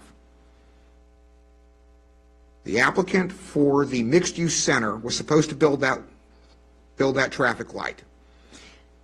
People who built the traffic light were the county residents. We paid for it. The owner of that property did not, and it took the death of an infant child to get it done. And the applicant at the time screamed it would take months to get the traffic warrant done and get the money and get the engineering done. The county did it in 2 months or less. I want to say it was like 6 weeks, and that traffic light was operational. I've seen far too much of this.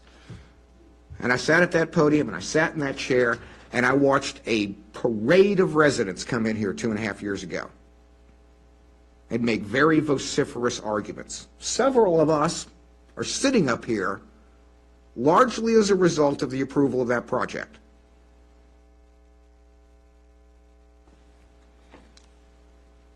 I can't, under any circumstances, see myself getting anywhere near where I could accept this or anything like it. We've got a comp plan in place. We had a plan for the town. We had a plan for the tax structure. I think for once a jurisdiction should stick to its plan. And I'll conclude with this because it's a line that I use fairly frequently at the county. When a plan fails or a plan is bad, it's brought before a jurisdiction. It is not the responsibility of the jurisdiction to bail out an applicant on a speculative land plan or to pad their 401k in the case of some landowners who are selling to them. It's the jurisdiction's job to adequately plan the property and use and get the highest and best use of that property under its current zoning. And let everybody understand, highest and best use is tied to the actual zoning of the parcel. In the state of Virginia, your rights to develop are limited by the zoning that you're in, the zoning category that you're in that jurisdiction. Nothing more, nothing less. If you don't like what the limitations of that zoning are, then you do a rezoning application and you go through the legislative process to get that changed and either increase or decrease your rights. There is no blanket authority to do whatever you want on your property. We don't have that and haven't had that since the 50s when zoning was initiated.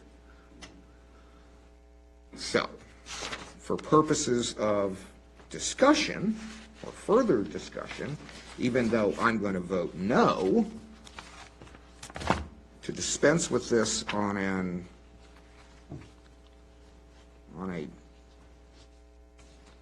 not a negative vote, but what do you call it?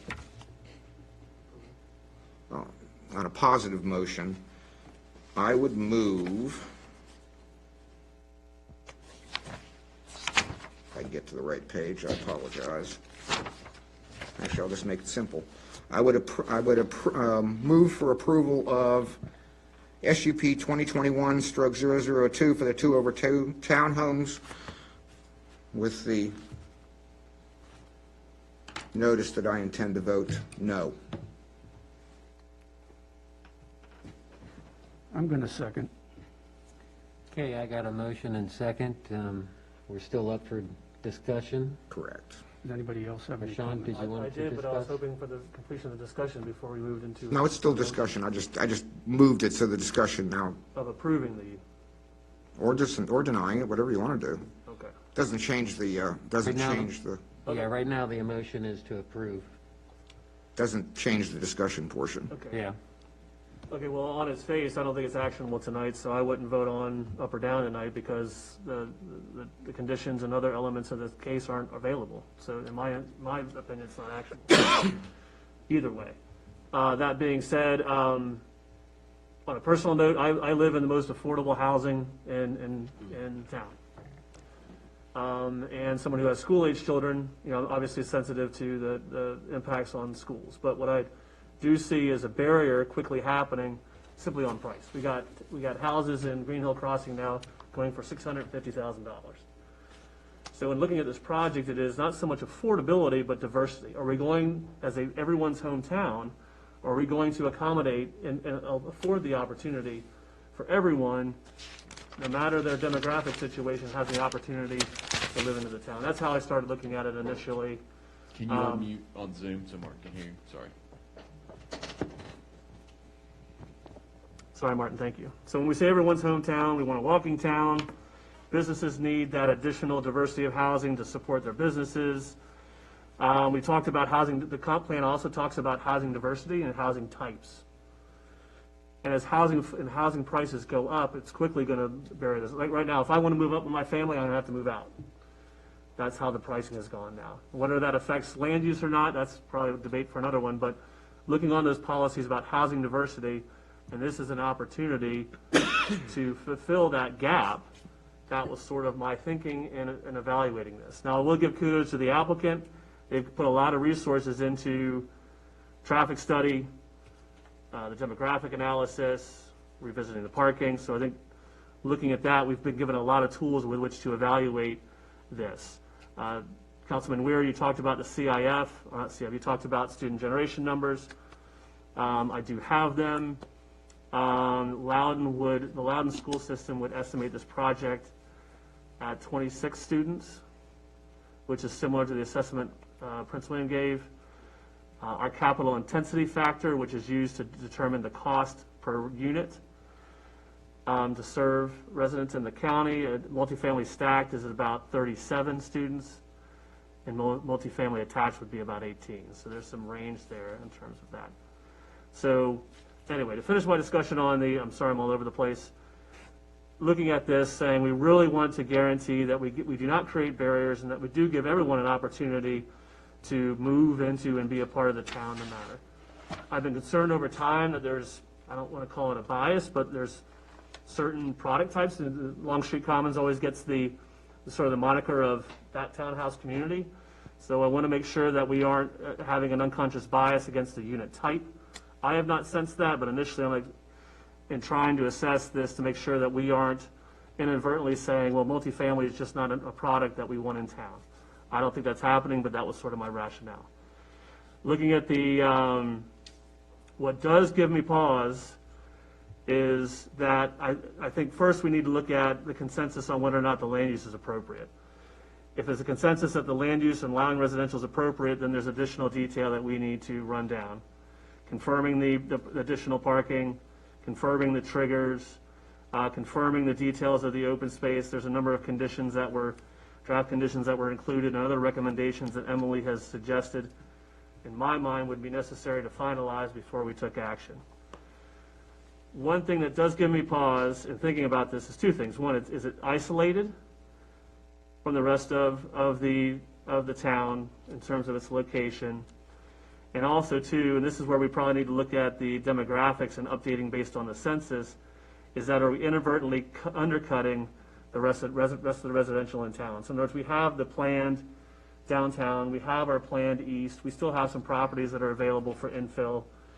Are we, by concentrating so much development and adding that population, either are we fast approaching that threshold, which I think by the estimates, we were about 1,000 by the applicant's estimate, but with the census, would that change? And do we concentrate it there and then lose the opportunity to really create that mixed-use environment that our current plans envision here, basically from Giuseppe's east, if that makes sense. So that's where I'm at right now. I would agree as a council, we probably, before we get into that detail, we probably need to decide whether or not to move forward on it. If the consensus is to do that, then I would recommend these additional details be worked out. Triggers, timing, updates to the demographic analysis. Schools is obviously an issue. I don't underestimate that, but the student generation, again, we have such a demand right now for housing, and I don't see that subsiding anytime soon. So we have a lot of pressure on our rural crescent right now, obviously by what's in the news. So if we have an opportunity to capture some of that demand, some of that pressure on the rural crescent by putting it in town, then we should jump on that opportunity in a heartbeat. So, but the question becomes our capacity to be able to handle that, and that's something we probably need to think about too. What does it mean to convert this commercial land to residential? We're going to have additional service demands based on the hotel across the street and other commercial uses that we see. So I would want to have a further discussion about what it means to convert that as well. But overall, I support additional housing diversity. I support every opportunity for us to look at how do we remove barriers and increase opportunities for people to live in town. So those are my comments, Mr. Mayor. Thank you. Tracy Lynn? So I will be very short. I echo Councilman Shannon's comments. I would have to say that the term affordable living is subjective. There's lots of ways that things within developments as far as associations, what type of association. So overall with traffic, the number of residents and the affordability, those are my concerns. Did you get cut off, Joe, on your comments earlier, or? You want to go first? Doesn't matter to me. Okay. No, but I wanted to continue this discussion. I think Marchant raised a lot of good issues, and I just want to be clear. For me, at least, this is not, the multifamily issue is not an issue of social equity. That's not what we're talking about here. We can have that discussion, and I think we should have that discussion. I don't have any problem with that. What we're talking about is a B2 commercial property, another piece of that being converted into residential use, which is basically abrogates the agreement with the residents of this town as represented in the comp plan, okay? I think we're ignoring that factor. We're ignoring the fact that a lot of people commented on this project about the residential use and were against it. It's reflected in their comments for the majority, and it's reflected in the comp plan, and I don't think we can ignore that, particularly in the comp plan.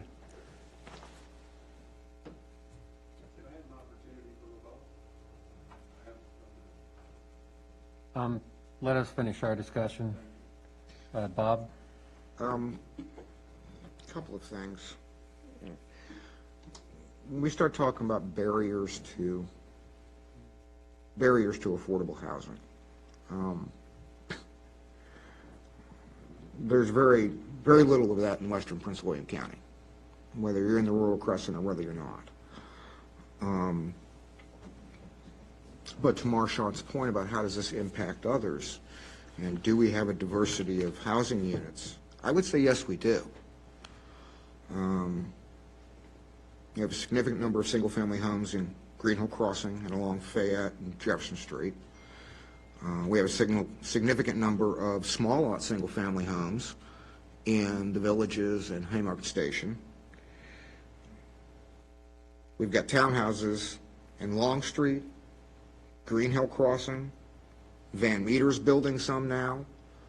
There are 79 approved for this particular complex, and we've got condos across the street at Winterham and already approved for the property on Jefferson Street. So we've got a variety of housings. Is it appropriate for us to subsume the county's demand such that it would reduce pressure on the rural Crescent? It's an interesting thought. We don't have the space to do it because the people that are advocating for greater development in the rural Crescent are talking about a number of units that we couldn't possibly accommodate unless we bulldoze the town.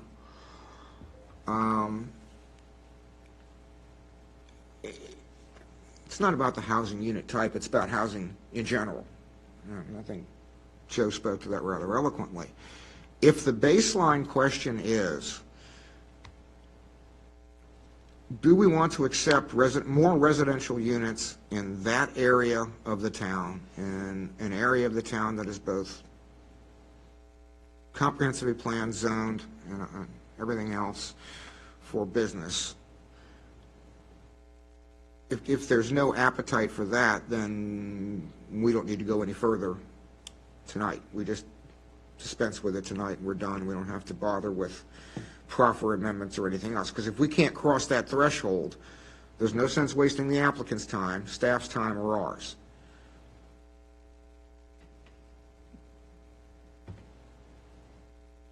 Are you done, Bob? Done. Okay, that leaves me. I think Emily laid out all the commercial aspects of the comp plan for this property. Now let's look at the residential aspects of this within the comp plan. the comp plan has been very specific about the densities of housing. We've gone from a restriction way back when to 4 houses per acre to where we jumped up to 6, and now we all of a sudden introduced 8 houses per acre in Joe's complex. The R2 that we put behind this place is even a little bit bigger than 8 houses per acre. Now all of a sudden we're jumping up into where this is 18 point something houses per acre. Even residentially, this does not fit the comp plan. I know I said, well, with this densities, we definitely need 2 forms of ingress, egress. It was great that the developer did add this extra jug handle here to go into the different complex. The only problem is, we've already discussed it in the SUP 001 on how Chick-fil-A is a disaster area. This is dumping you right into Chick-fil-A's parking lot. So this isn't a solution that'll work. It's still pretty much a 1-point egress, ingress. I was hoping that with the layout of the buildings and stuff, we could have gone on the other side of the retention pond and had that outlet straight down between the bank and CVS and go out.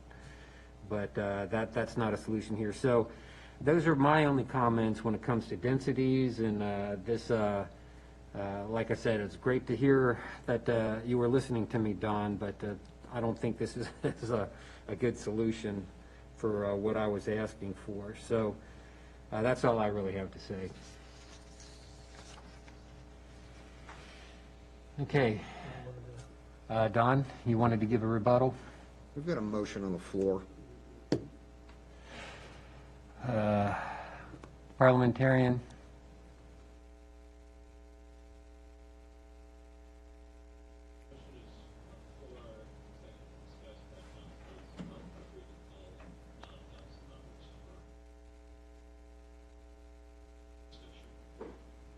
Don, it looks like Robert's Rules is preempting you, so I'm going to have you sit down.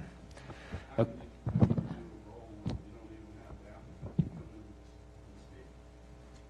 You spoke beforehand. I have one more question. One more question for you, Yes, Joe? for Martin. Okay. If I can get myself to unmute. Need help? No, I got it. This is a question for our parliamentarian, Martin, our counsel. If the SUP is not approved this evening, and I think I've asked this previously with respect to other projects, what is the timeline for which the applicant can come back with a modified or other application for the site? Correct me if I'm wrong, Emily, but I don't think there's any delay period. I don't think so. I don't believe there is, but we can always call a brief recess and have that answer for you.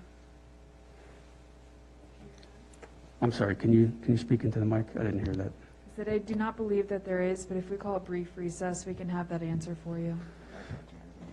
I'd like to hear the answer. That would be helpful, because then the applicant would have an opportunity to come back and wouldn't have to wait 6 to 8 months or whatever. Okay, let's go into a 5-minute recess. Give me a chance to hit the bathroom.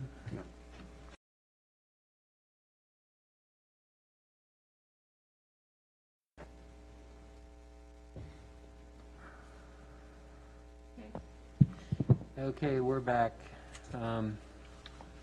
I guess we're looking for an answer. Give me just 1 second.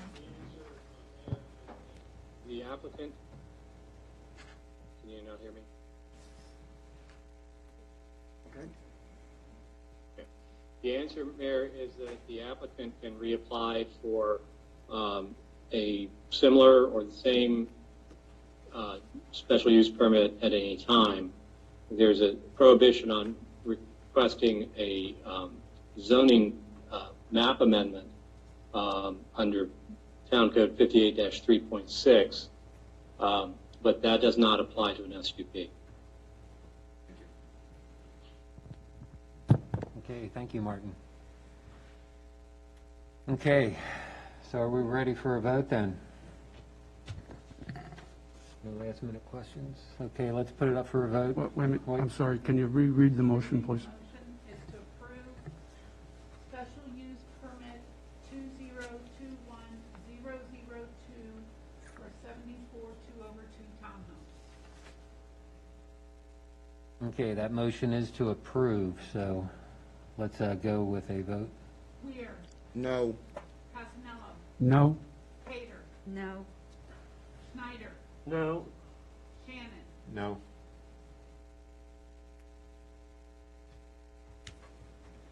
Okay. Now I gotta get my thoughts organized here. Here we go. I guess the next thing is order of business for council meetings revised. This is pretty much to consolidate the reports in the front end.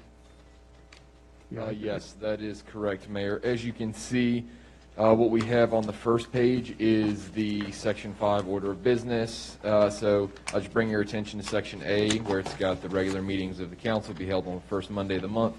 And then the order shall generally be as follows. And then it's got significant lists here that some items that we don't practice, some items that we do, for example, the invocation being one. I did speak with Mayor about this because if you check on Section B, the above order of business can be modified by the clerk if the mayor directs it or the majority council, and he requested that we bring this to council for you guys to discuss. And Kim worked on a alternative that I think would work with the consent agenda. So we would have the call to order, pledge of allegiance, invocation. Then it'd be public hearings, if any, and then citizens' time. And the consent agenda would consist of the approval of minutes and then the staff department reports. And then we would have the agenda items, liaison reports, closed session, council member time, and adjournment. That is on packet page 64 would be the proposed order change. And with that being said, the consent agenda, if there's a motion to approve the consent agenda, it would approve everything that was within the consent agenda. So later on, we can always add things, as well as if there's certain meetings where, for example, if council had a question for me, they could withdraw my specific report from the consent agenda. So we will continue to put those in the town council agenda packets. So nothing will change. Residents will still be able to see our agendas and our department reports. It's just we will not report them as much and speak on them unless you guys specifically have questions. And this is just to speed up the process of town council meetings. When do we typically, excuse me, I'm sorry, Mr. Mayor. When would we typically want to pull an item? Would we do it at the beginning of the meeting or when we get the consent agenda? So depending on how you guys want to do it, you could do it at either. If you know right off the beginning that you want to pull it, you can do it, or when the consent agenda comes up. Normally, Mayor would ask if there's a request to pull anything from the consent agenda, at which time council would address Mayor and state that they would. There'd be a second, and that item would get pulled, and then the rest of the consent agenda could be approved. My understanding, at least in my familiarity with practices, that if somebody wants something out of the consent agenda, they can do it in one of two fashions. Once when you receive the agenda, you could simply send an email to the town clerk, or at the time of the meeting when the mayor asks if there's anybody that wants anything taken off of the consent agenda, you simply state that yes, you want item whatever removed, and it only takes one member of council to do it. Any member of council can do it, does not require a second, does not require a vote. Each member has the authority to remove something. But I would still would appreciate if it was discussed during the consent agenda item space in here, mainly because That's generally how it's done. You would say, I want the police report removed for the consent agenda. You would approve everything else, and then you would talk about the police report or the town treasurer. Because one of the main reasons is we're already stressing our admin, having them stay here late at night throughout this whole meeting. This helps get the support administrative staff out of here as quick as possible so that they can have a regular night. Unlike us. Marshawn? Chris, I apologize if you've already mentioned this. Could we not add to the consent agenda items? For instance, tonight with this item here, we could just, if everyone was in agreement, we could just move it on the consent agenda. With the platform that this council ran on as transparency, I thought that you guys would want to discuss each agenda item before the votes were taken, opposed to just lumping several agenda items together and voting to approve. It very well could be 3, 4, 5 different items. So I just didn't feel that that was me or Kim's place to put that in. If you guys want to, you're more than, you can do it. I didn't know if that was something you wanted to do. Transparency, because there would be an item prepared for the agenda that the public would be able to see. It's just if there's general consensus, and if someone comes to the citizen time and wants to pull it, they can pull it, we can pull it. So I just thought for efficiency's sake, again, for keeping certain staff members longer than they need to on the agenda, if it's ministerial agenda items that can be passed on the consent agenda, why would we not want to do that? If it was, excuse me, Mr. Mayor, if it was in terms of something like a report, sure, I'm fine with that. Or just, minor, we have to send $20 to somebody for something. But I guess it's a matter of scale, and I would just trust the town manager and the mayor to make that differentiation. I will make that affirmative statement now. I mean, if there's any decision that needs to be made, I probably would not put that on the consent agenda, just because this council, you guys have several questions, concerns, different items that you want to get addressed. So what I don't want is to put it on the consent agenda, and then every time we get to the consent agenda, we then have to remove all the different items. So that's just extra process. But I mean, like I said, this is you guys' agenda, so if you want to add it, we can do it, but I just didn't put it there because I didn't know which way you would go. It wasn't a criticism, it was just more of an observation. I think it's more of put it in here now. If we don't use it, we don't use it. Yeah. But if we need it, we can use it. So, that make sense? Well, yeah. If there's ability to streamline the agenda, and the mayor says we can streamline this agenda by adding some of these ministerial items on consent, that's the option. So rather than, man, I really wish we had this option on the consent, and having to change it all again. Just food for thought. Hold on. You got a question? No, I'm fine. Okay, Chris? So in that vein of thinking, would town council be amenable to, in the liaison reports, town council, you guys actually provide like a one-page written report of your report, so then that way we could actually have the departmental reports and then the liaison reports, because really it'll just be updating what ARB, planning, business roundtable, the police department, what they did, kind of one-page summary, and we could knock out those really quick. It's just that you guys would have to get it to us basically the night of the work session so that we would be able to put it in the agenda the next day. So if you guys can move forward with that, we could have the approval of minutes, department reports, liaison reports, and agenda items all in the consent agenda. But at that point, then essentially we would have citizens' time, consent agenda, closed session, council member time, and adjournment. Well, no, I mean, you have whatever's pooled. Whatever's the issue of the day. Like budget or SUP or or contract with DMV, firing the town manager, whatever. Mr. Mayor? Yes, Joe? Yeah, I can support the liaison reports going in. I think there is a value in keeping the agenda items separate. I do. And you know what, Marchand, I think we can test it out and see how this works. And how often would we put something in, I mean, the opposite, the reverse of what you're suggesting. And then I think that supports the issue of transparency. And basically, we talk about it publicly rather than just vote on it. So I can support the liaison reports going into the consent agenda and keeping the items separate.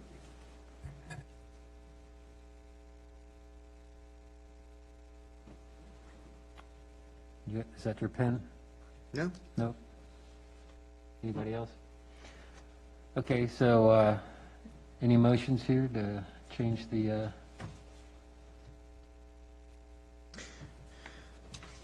Oh, bloody hell, I'll do it.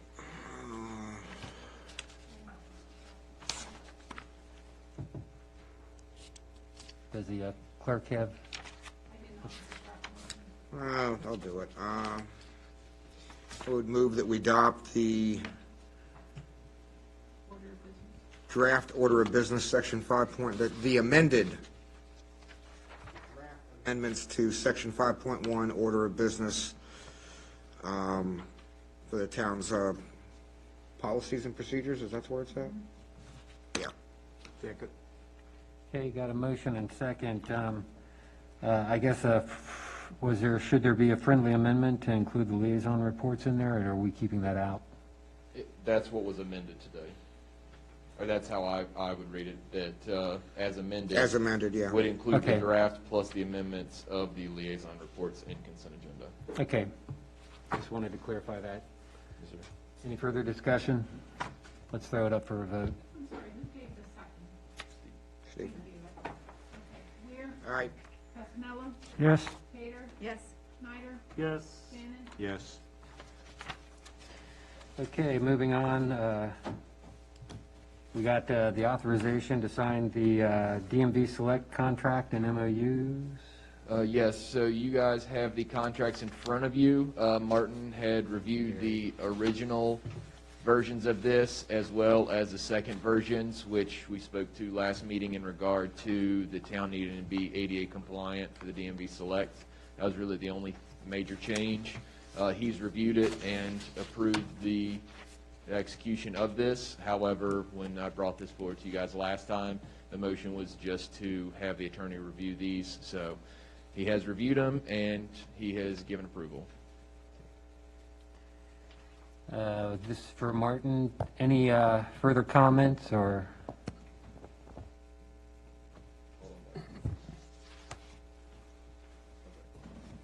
Looks good.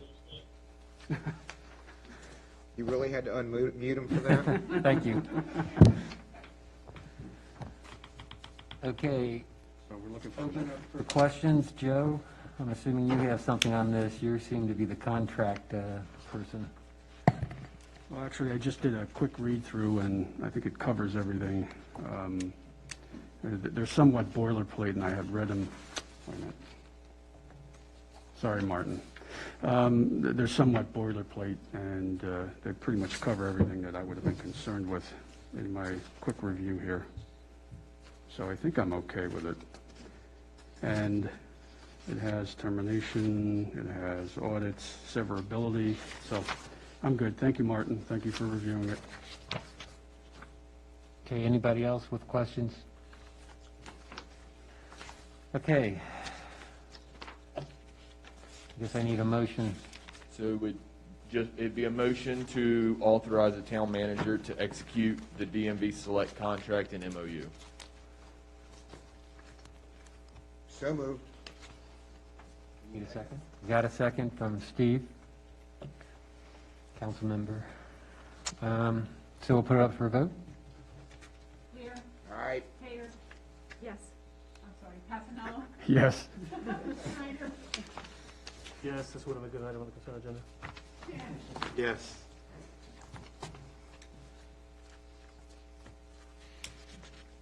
Okay, now we go to the liaison reports. Start off with finance. I'll cover it when Roberto gives his report, right? Yeah.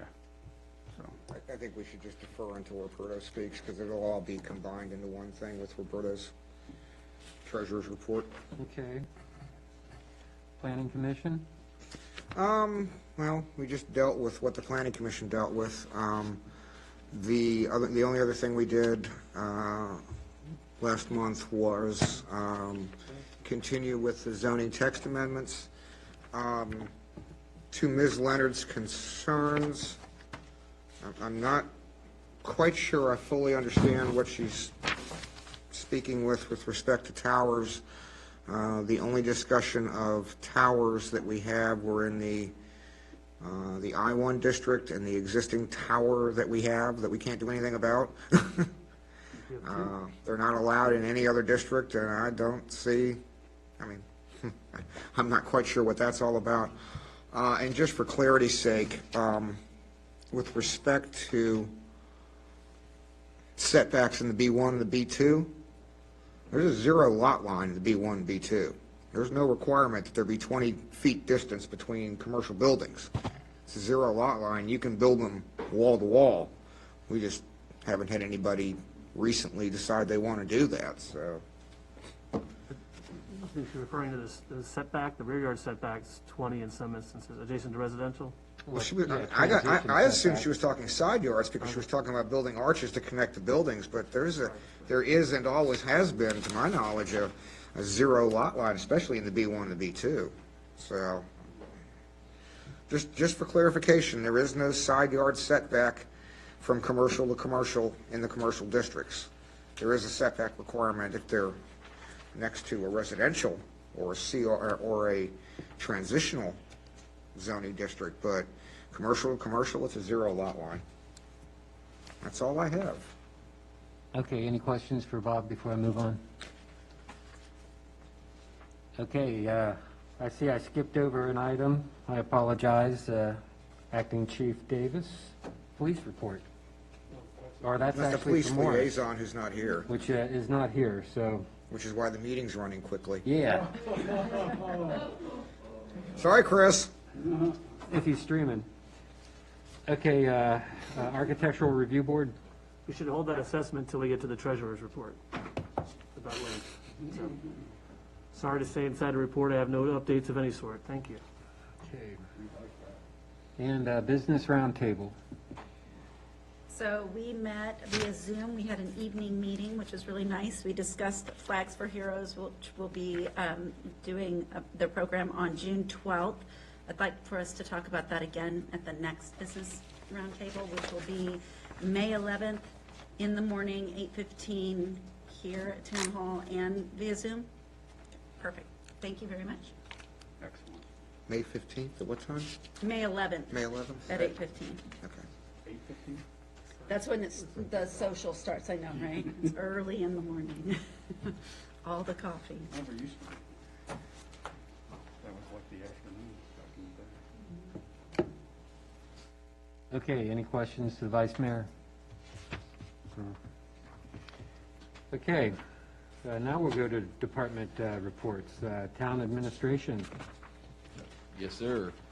So, just to catch everybody up on what's been going on, with the ARP funds, there were a couple things that we needed to fill out and send in. All those items have been taken care of and sent in, so we're just awaiting certain numbers to make sure that we're in line to receive that funding. So we're good to go there. I also had a meeting tonight with the Prince William County IDA. That is who we partnershiped with to pay the business grants and the business vouchers. We do need to extend our contract with them because it was very short term, because CARES Act was supposed to expire December 31st, so now we got the extension. So had a meeting with them today. They're going to be working on that extension. Hopefully we can just extend it, basically change that end date from December 31st, 2020 to 2021, and when we make that amendment, I'll have to come and get it approved by council as well for us to have that, but that's just something that I was able to move forward with today, and they seemed amenable to it and appreciated the program. And then that's when we will work towards the second voucher program. We did get a letter, and I just wanted to bring this up to you guys. We got a letter from Haymarket Regional Food Pantry. So we were one of their top 10 donors last year with CARES Act and all the money that we contributed for them. And right now they are hurting with volunteerism. So they have reached out to see if the town would be interested in doing a volunteer block or helping some of their volunteers. So I don't know if that's something that council would like to do, but if you guys are interested, I can share the contact information and we can try and get it started, or with the different citizens groups or anything like that, if we can get that information out to them so that we can have the town kind of help with that volunteerism. I've got all the contact information, so anybody that you know that may be interested, please reach out to me and I can get them in contact with who they need to. We did get a letter from Urban Entitlement Designation for Federal Housing and Community Development. That's something that the town has previously partnershiped with Prince William County and then Manassas and Manassas Park. So what this does is it allows basically all the organizations, so the towns, the counties, and the 2 cities to receive federal funding for some of the different items that qualify. And I'd reached out to ask, well, what's the benefit to the town, or do we have to pay anything? You know, what's our portion of it? And really, they stated that there's no portion, like we don't have to contribute any funds. It's really they get to use our population to assist with the overall numbers. And with that, they also said that if any program that we had were to certify for their funds, we could go through Prince William County instead of having to go to the state to try and get these same dollars. So that's something that it was a letter that was mailed to mayor. So without objection, with the fact that it's just the sense of partnership with Prince William County, Manassas, and Manassas Park, this really, it helps people with housing and different things like that. So I think it's a win-win situation for us. We just partnership with them, and it doesn't hurt us in any way. We can still apply for grants on our own if we wanted to. However, with most of these, we probably wouldn't apply just from our sheer population and density.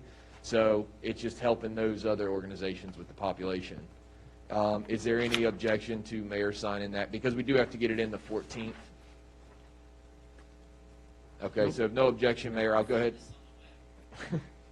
I'll go ahead and get you to sign that before you leave today so we can mail that back to the county. Kim and I also interviewed the DMV select candidate. This individual had 7 years experience at the Manassas CSC, the Customer Service Center. So I think she's going to be a great addition. We do have some more people to interview. However, we were able to interview the #1 candidate right off the bat. And I think she was very impressive, especially with her knowledge and everything of DMV. So looking forward to that. And I'll stand ready to answer any questions. Oh, I take that back. I do have one more thing. Sorry. We did get some different estimates from Premier. So we had discussed cutting down the cherry tree by the museum that was dead and replacing that. And then Emily and I were talking about as well the landscape around the museum. So we started getting different quotes for it. So I asked them if they could combine it into one, so basically reduce some of the mobilization costs. So what we had is for cutting down the cherry tree and replacing it, cutting out all the ivy and basically the plants that are currently there around the museum and replacing it with native plants. Emily will work on kind of the finalized plan, but that all in would end up being $4,625. And the bulk of that is because cutting the tree out and replacing it, that is like $1,675. And then cutting out all the ivy and removing everything is $1,200. So I just tried to reduce the mobilization cost, but with council, if you guys would like me to try and get additional quotes for this, I'll do so. But like I said, I tried to combine them just to reduce the mobilization costs. So the bigger the project's going to be, I think that's going to vary. One quick question, if I could, Mr. Mayor.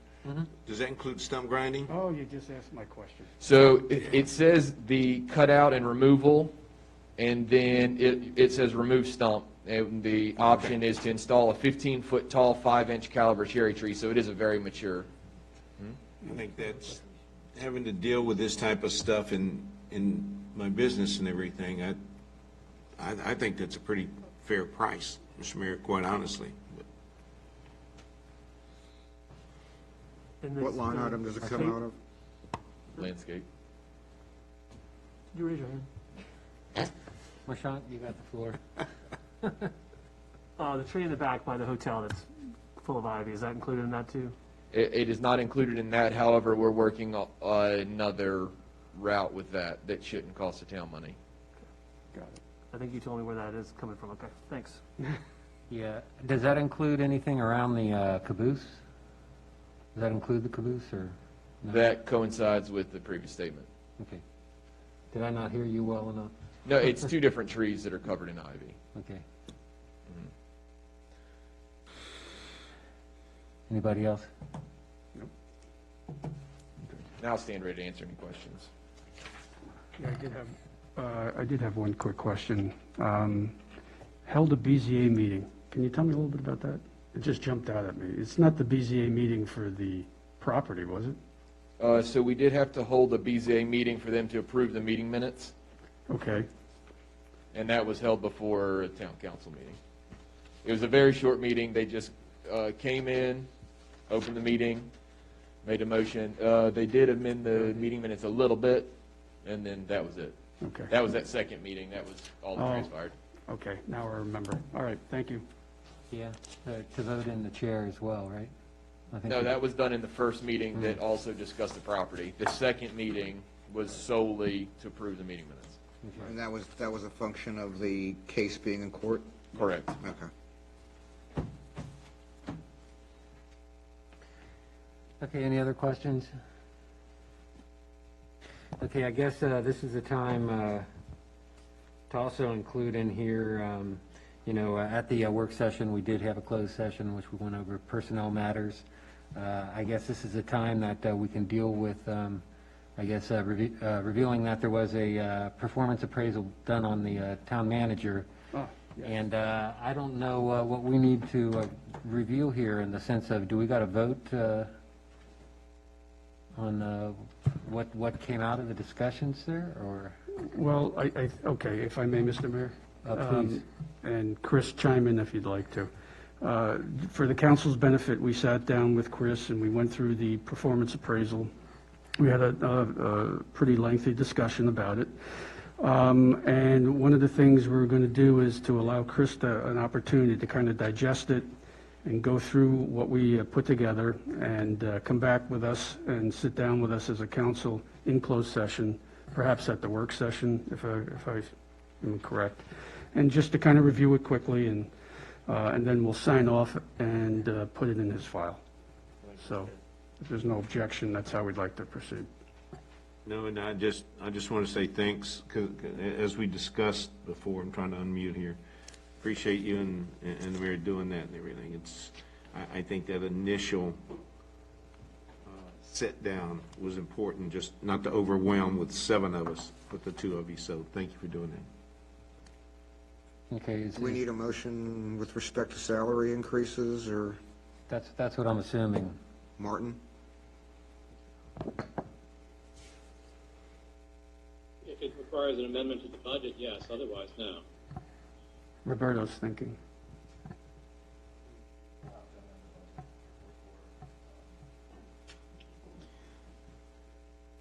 So, Martin, would it make sense to disclose the new salary and direct the treasurer to draft a budget amendment for the next meeting?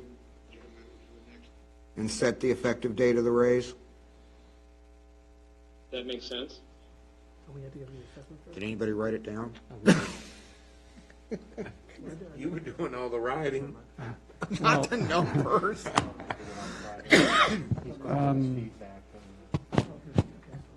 The effective date was May 1st. May 1st, correct. Correct. And it was 15%. So, What did we come up with, 183.5? was it 86,250? 250. 86,250. Yep. Is that what it was? Yeah. Okay. 186,250. Right. And then we're also going to do the review in September in the fall, because his contract says that we have to do it twice a year. Well, then you handle the directive. As directed. Oh, you want me to do it? You're doing a great job. Okay. Without objection, I would direct the treasurer to draft an amendment, a budget amendment for the FY '21 budget to accommodate the town manager's new salary of $186,250 annually, effective May 1. Not 186. 86. 86. Thank you. I was going to say, I want to apply for Mr. Yeah. No, Chris is good with that. Mr. Finance. Fist pumping by the town manager there for a second? To $86,250 annually, effective May 1. Say not yet. Boy, somebody would have killed me after the meeting for that.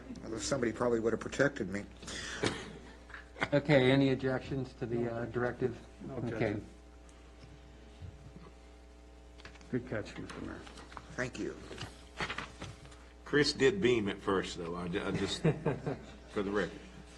Okay, now we'll move Very on. conflicted on correcting that or not. Now we'll move on to the police department.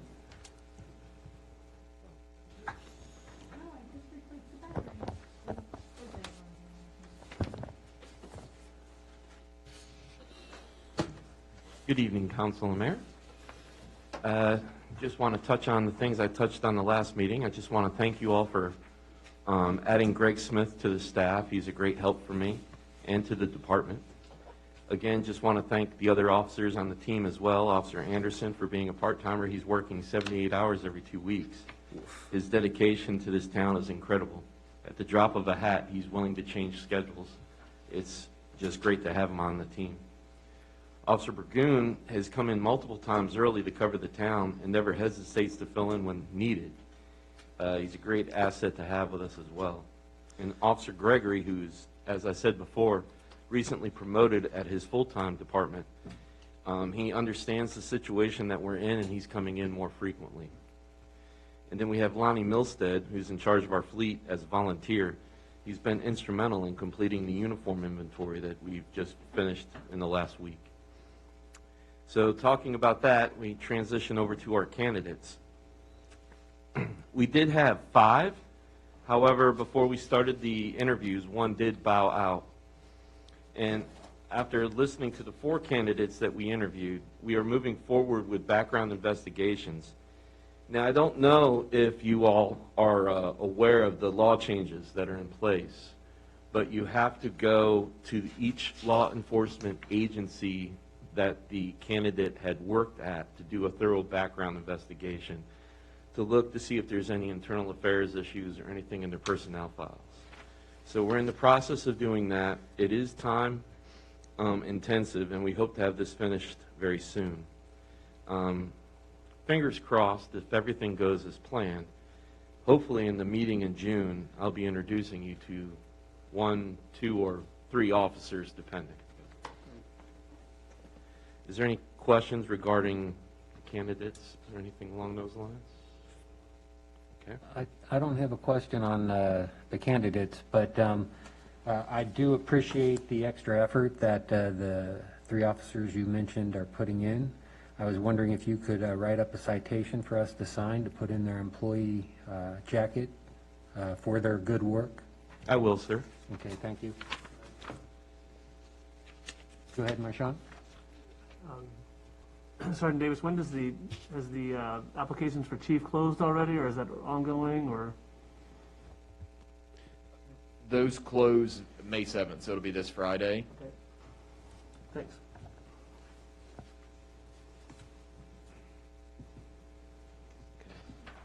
Any other questions before he continues? Okay, Acting Chief, continue on. Oh, okay. Do you have a question, sir? No. You're good. You're good. Okay. So just to make sure you all are aware, I have been in touch with Prince William County Police Department, and their command staff is very supportive and understanding of the issues that we're currently facing. They have had their officers try to make an increased presence in town. So furthering that relationship, Greg Smith and I attended a meeting at their Western District Station and met the command staff as well as command staff for Manassas and Manassas Park. It was a really good meeting. So that relationship is building and doing well.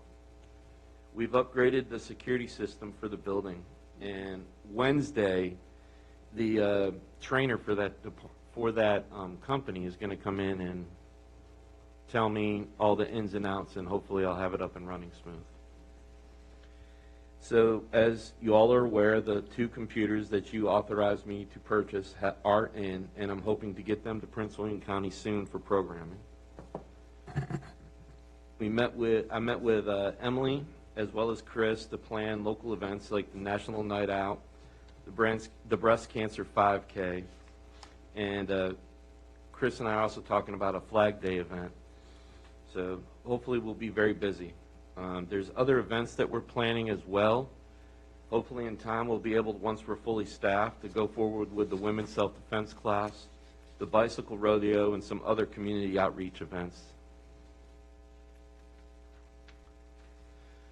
Also, due to current events, I'm looking into training with such topics as de-escalation as well as training in high-stress scenarios.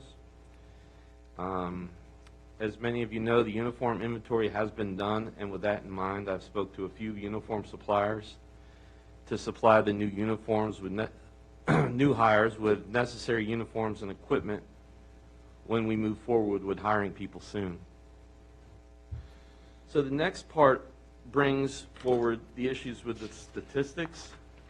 I realize that it's a different format than what you all are used to seeing. If you so wish, I can go back to the old format from this point on. And I do understand with looking at those statistics that there may be some confusion regarding the terms that I was using as reportable and non-reportable. So to explain that, a reportable call generates some type of report. Usually it's some type of an investigation and or an arrest has been made. A reportable call would be something similar to a DUI, a larceny, an ID theft, vandalism, something along those lines, where we're going to have to investigate further, or we have to generate some type of paperwork for insurance purposes, kind of like a crash report or something along those lines. Now, a non-reportable call, basically, it's kind of self-explanatory in that where there's no paperwork generated, no report. So something along the lines of a traffic obstruction, like something in the roadway or a light not working, or maybe a motorist assist with a flat tire or dead battery. This is a report that we can handle and clear over the radio or on the computer. So we don't have to go any further than that. Are there any questions regarding that? I know it might be confusing if you never heard of those terms before. No, thank you for defining it, though. Appreciate that. To be honest with you, pardon me, Mr. Mayor, I actually prefer this format because you actually get a sense of what the breakdown is between things that are actual issues and things that are, well, non-issues, for lack of a better term. But I am curious, let me understand this correctly. So, for the entire month for this 30-day period, March 15 to April 14. Yes, sir. We were dispatched by Prince William County a sum total of 23 times? Yes, sir. So less than one a day? If I may explain, sir. Okay. The type of policing that we do, it's really built upon the partnership that we have with the businesses as well as the citizens in town. What we deal with a majority of the time for police action is either something where a citizen flags us down or calls us, or something that we note that's out of the ordinary in a self-initiated thing, like driving through a neighborhood and seeing a car door open, or seeing a car that doesn't fit, something along those lines. So most of what we do law enforcement wise, we use Prince William. We'll call whatever it is in. Suspicious vehicle, traffic stop, citizen flag down, along those lines. But a majority of what we do law enforcement wise, what someone thinks of law enforcement, is done with a citizen flag down or a self-initiated type motion. I'm simply just a little bit surprised that, I'm assuming this is generated by both their 911 and their non-emergency system, that we're only getting one or less a day?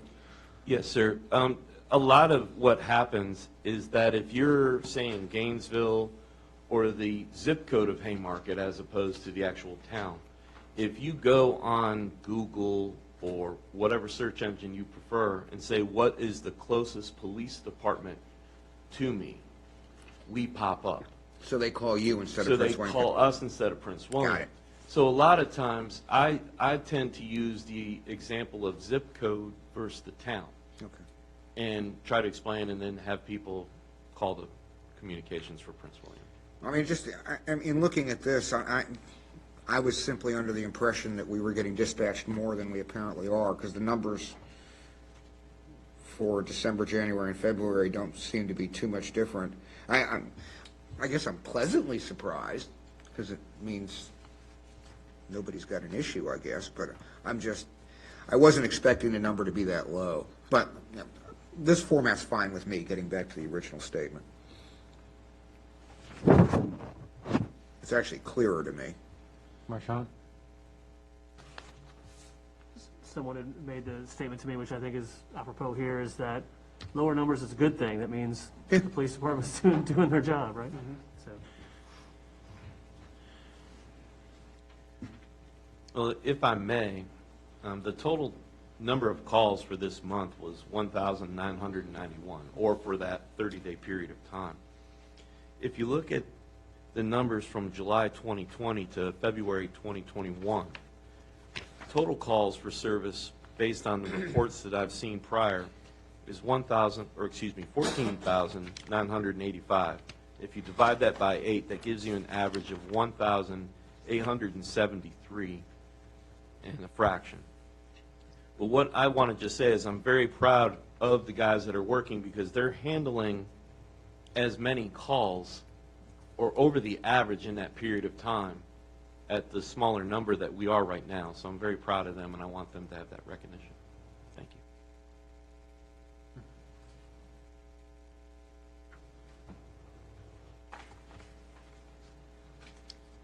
Is there any other questions?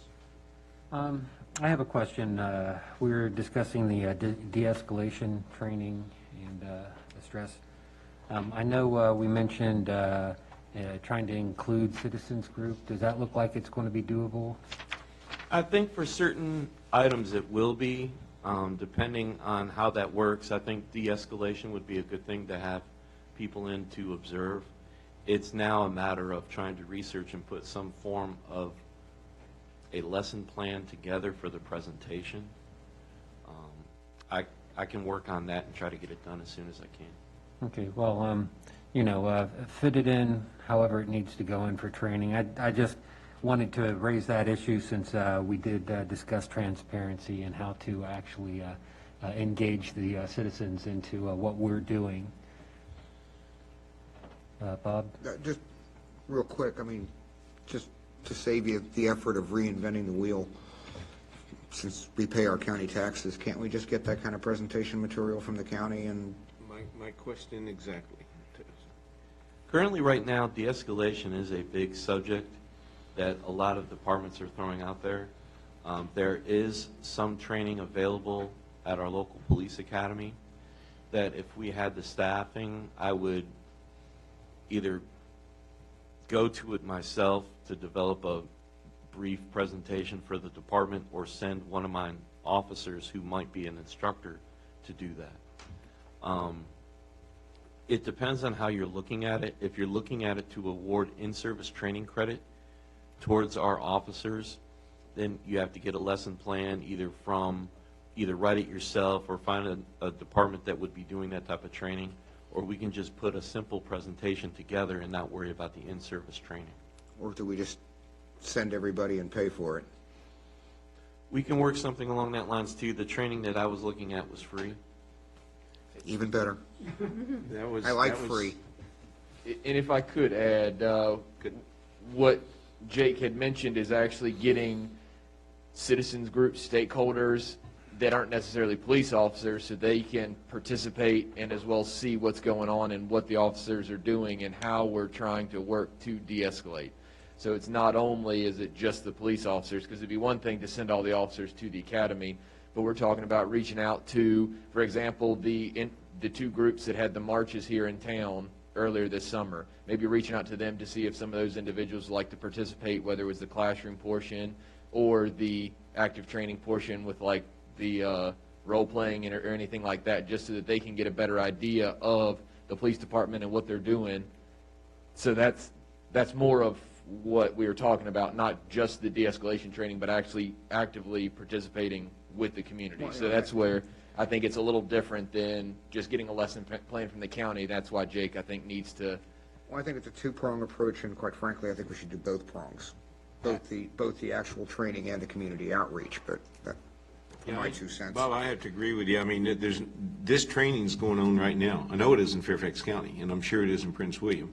So I don't think we need to reinvent the wheel, but we can, train the trainer type, or whatever, but just, and I like the idea. If you Google or you go to YouTube and you look on some of this training, you see local councilmen, delegates, different people going out with the local police department and seeing kind of what you go through as an officer every day.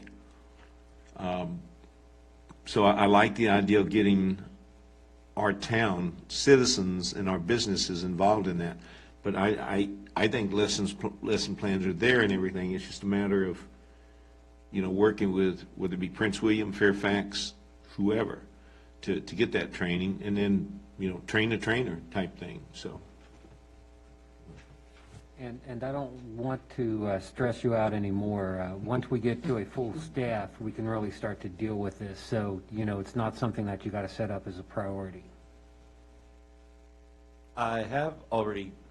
I'm almost done with the high-stress class. I spoke with the trainers at Next Level Fitness. They use a heart rate monitor, so the idea is to get the officers into a situation wearing the heart rate monitor, some basic exercises, get their heart rate going, and when they reach that certain level, then start giving them commands of, what weapon to draw, be it a taser, be it their handgun, baton, etc., and then keep their heart rate up and get them thinking as well as their heart rate is up, so that we don't end up with a situation where someone draws their handgun thinking it's a taser, like we saw in the news earlier.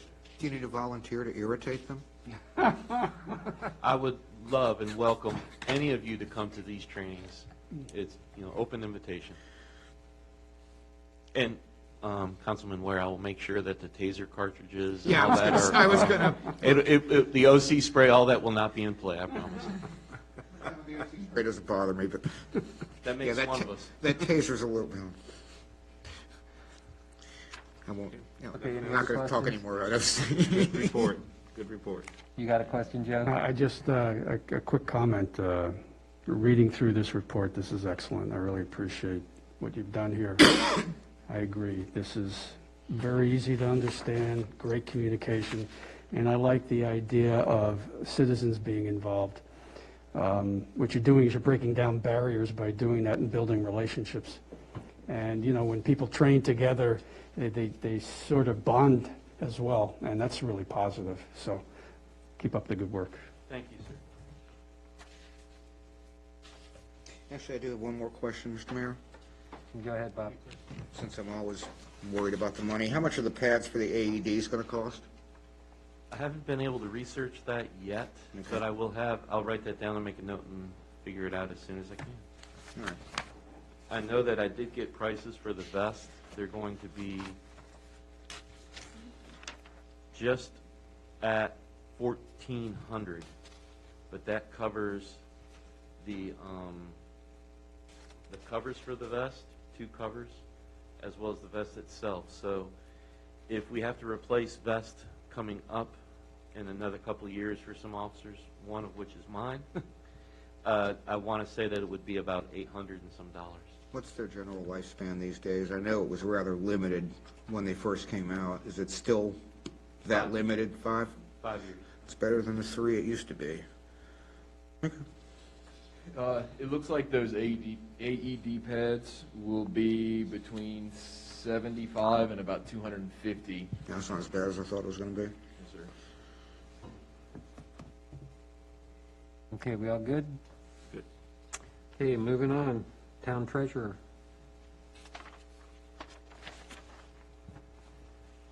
Good evening, council.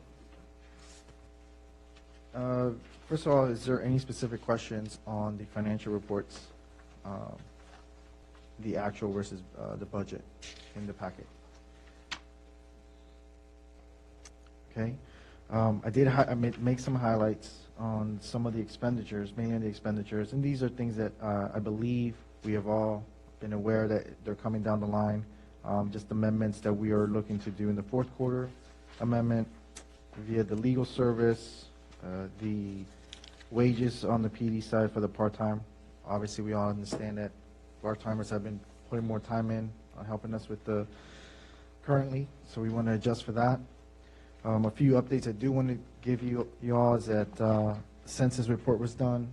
We have collected all of the meals tax. We have also, the deadline for the due date for the business license was due on Friday. I'm happy to report that we actually exceeded our budget expectations by 29.4%.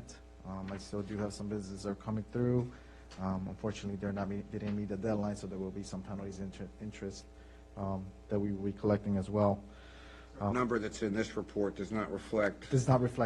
What's been received since this was printed Correct. last Thursday or Friday? Correct. Okay. So you will see that in the next work session. How much does that offset? And I suspect it might offset it almost entirely, the shortfall on the VACO investment. It's definitely, I can't give you the exact number, but it's definitely going to offset it, considering that we're also coming in over in our meals tax currently. So there's a few factors there that will offset that VACO decrease. And we'll handle this all in the Fourth quarter amendment that we plan hopefully in June to do.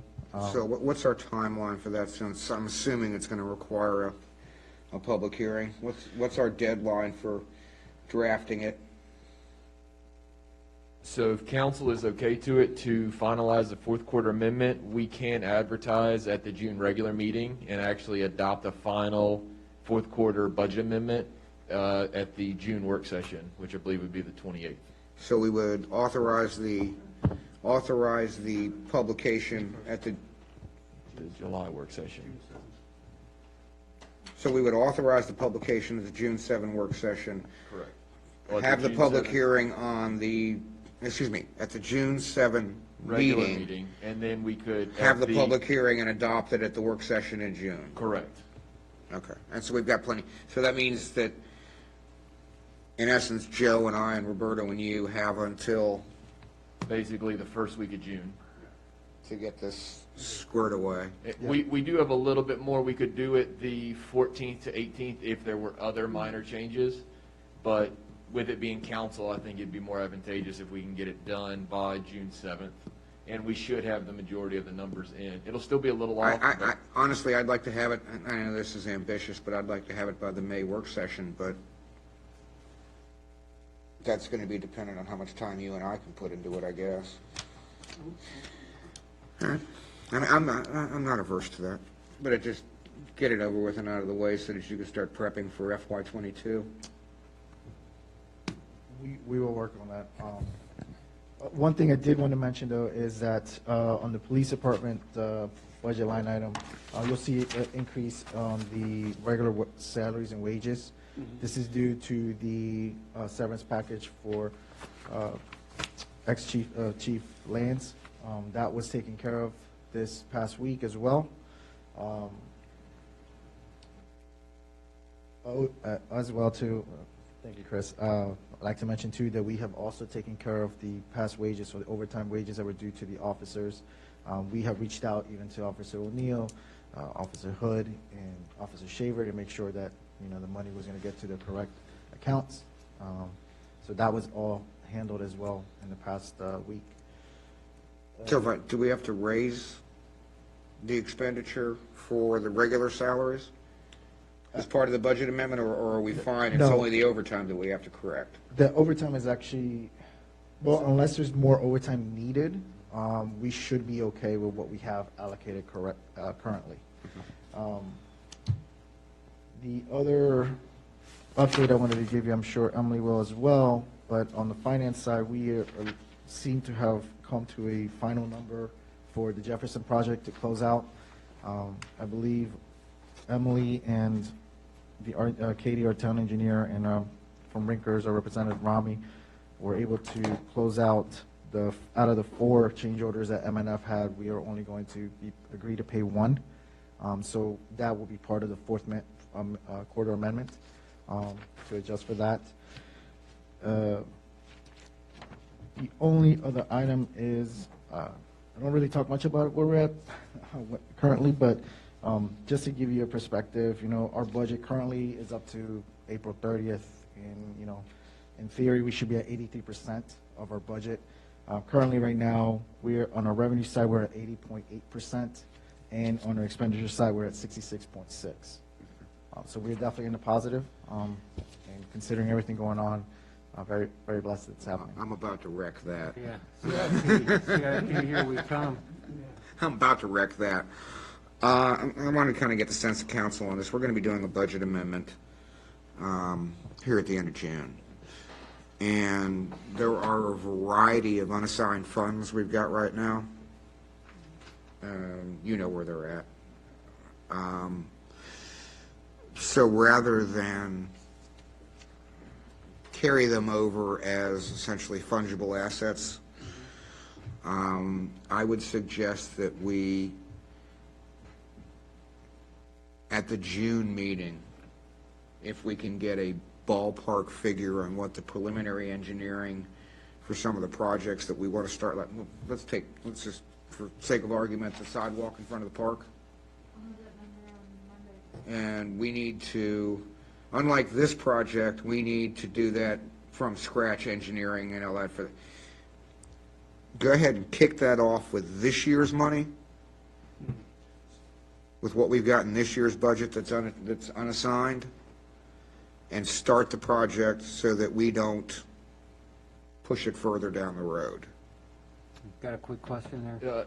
So with a project like that, there's no way we're going to be able to mobilize before July 1. I just want to start funding it. Well, so just to reiterate how this is going to end up having to work, because it's going to be more than $3,000, I will need to go get multiple quotes.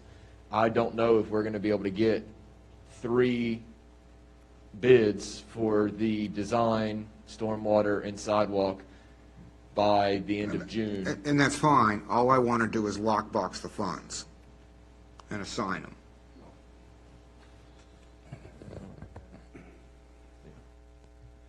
I guess, if,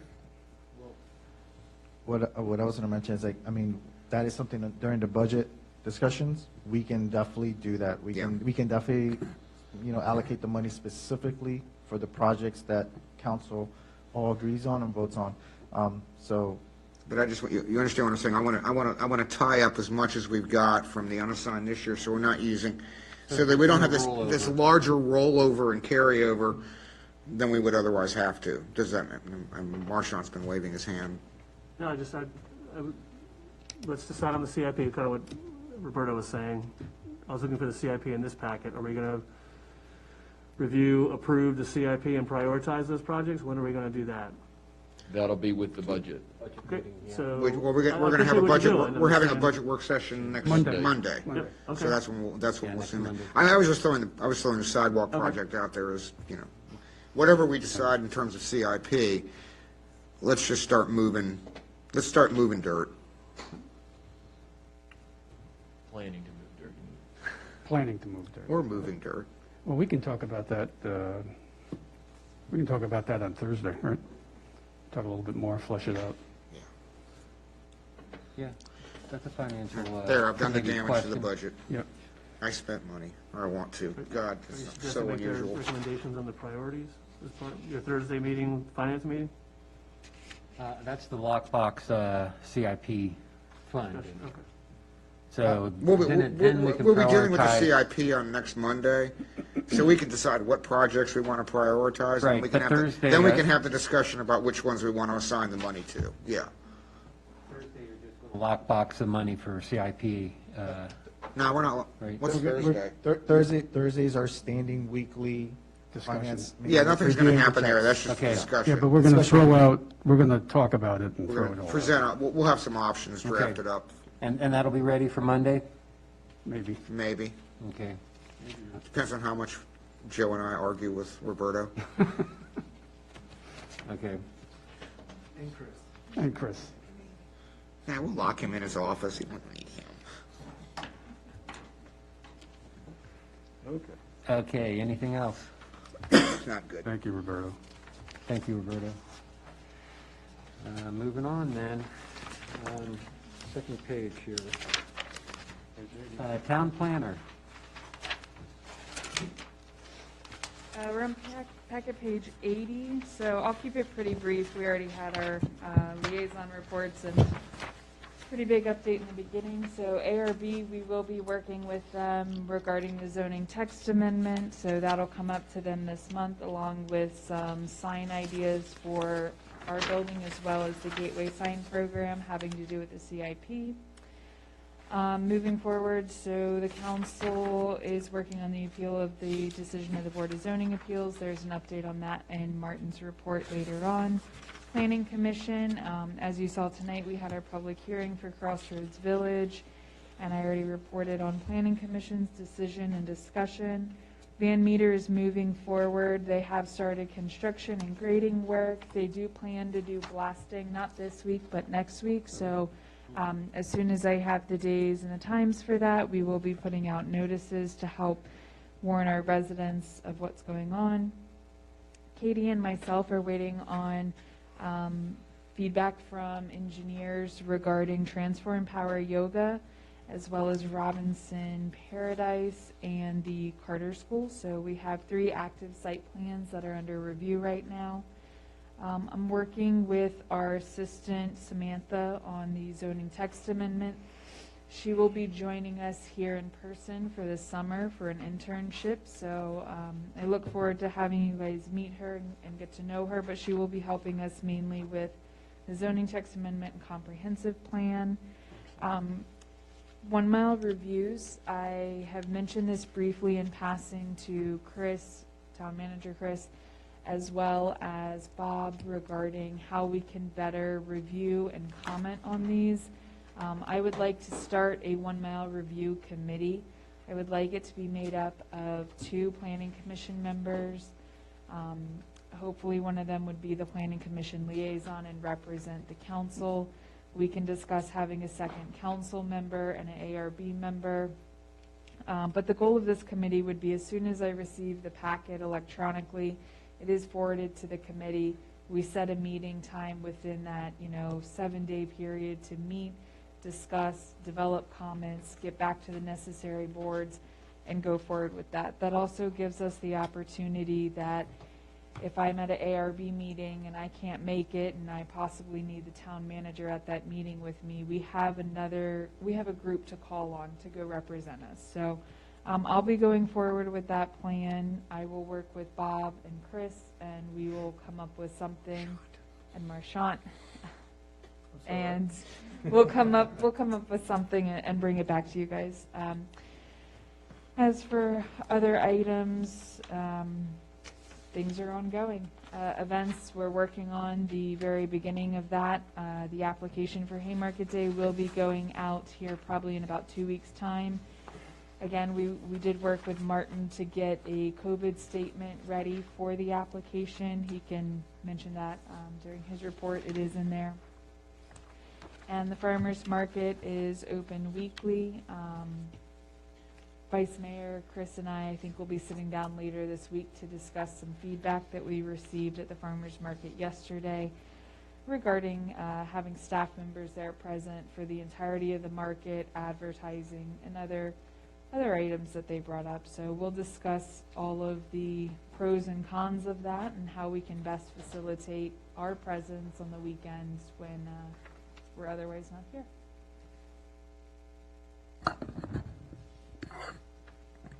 Steve, we'll start off. Thank you. Yes, sir, just a couple quick questions. Where are we at on the blight properties?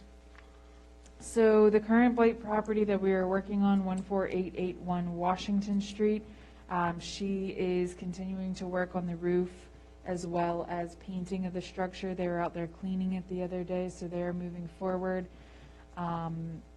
Any other properties in particular? Across on Jefferson?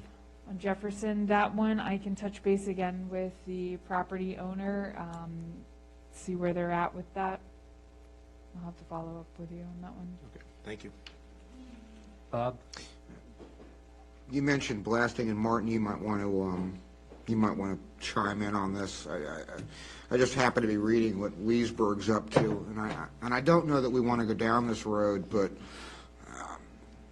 do we have any requirements in place for notification to potentially impacted neighbors? So I the mean, applicant has done pre-blasting surveys. They reached out to all of the residents or business owners, property owners within a very immediate area. They were contacted, they were given the opportunity to do that survey free to them, so that if something were to happen, damage were to occur, they would have the survey done and could seek the financial assistance to take care of any mitigation. Well, I mentioned Leesburg because I kind of figured that Marchant would know about this. Well, in the literature that we also received, for disclosure, I'm adjacent to the project, there's a series of blasts from some sort of horn or some other device, so there's a number of steps that they outline preceding the blast, so that residents aren't caught off guard. It's not quite the blasting we're thinking of, where boom and stuff goes everywhere. It's more when they're digging utilities, they'll have a very confined, covered space, blast for the sewer and the stormwater. My kids were asking that. We're going to be big explosions all over the place. No, it won't be that fun. But there has been a concerted effort to notify the residents, do the assessments, let us know before and after. So, Well, I had just heard Leesburg was adopting some sort of new ordinance on notifications, and I don't know that we want to go there and make it more painful than it already is, but I mean, I don't know what the scope of what they're requiring is or what they're contemplating. I'm not aware of that, other than just these current projects doing a good job of notice. So. Okay, Joe, you had a question? Well, yeah, now that you're talking about blasting, I mean, that is a major concern. I think the strength of any program should be in the outreach, and as long as they're doing the outreach, that's what's critical. But Bob makes a good point, too, or maybe you made the point about scope. Where exactly are they blasting, and how proximate are they to the residences? The other concern I have about blasting is that they're creeps. You know, a lot of those, when you do blast, sometimes you get a creeping of that effect, and that could be quite dangerous. So I don't know the topography, I don't know the geography, but that's, hopefully they've done their due diligence there with respect to that. Just very quickly on the 14,881, what's the next step on that? They've done the roof, or they're working on that. Where do we go from here? The property owner is continuing to work on that property, as long as she continues to show, forward motion and progression of taking the right steps to mitigate the blight, secure the structure in a safe manner, then we will allow her to do so. When the progression slows down, or we have stopped all communication, no work is being done on the property, we will continue forward with our blight plan.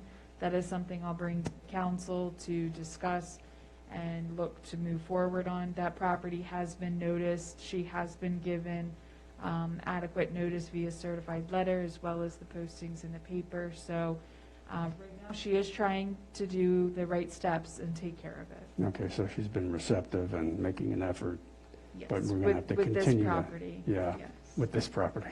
Correct. Okay. Other properties that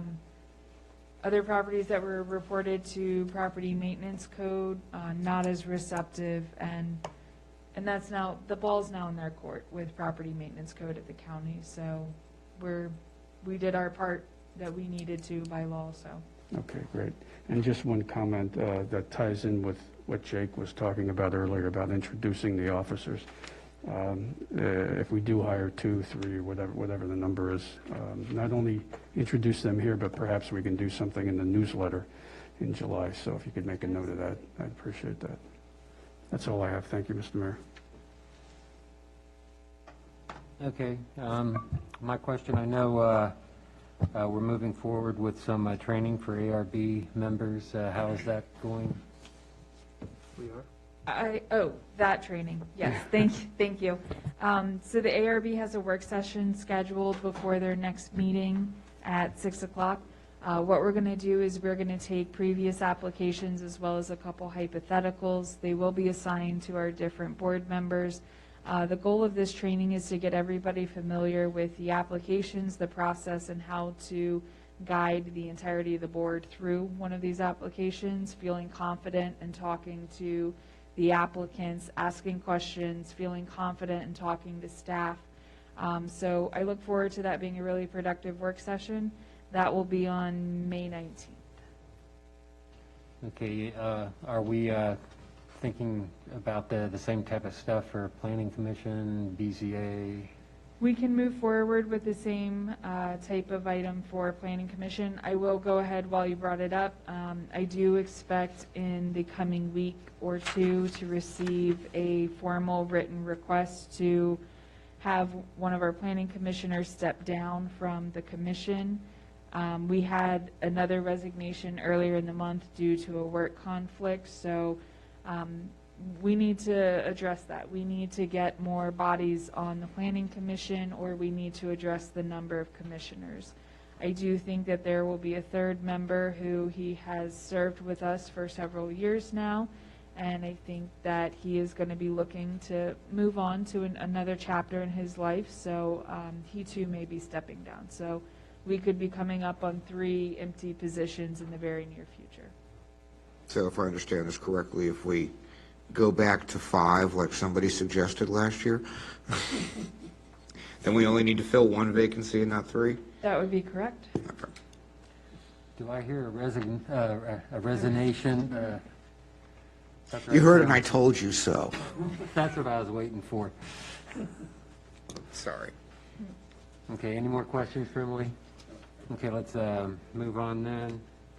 Who's next on the list? So do we want to put the planning commission number on the next work session for discussion?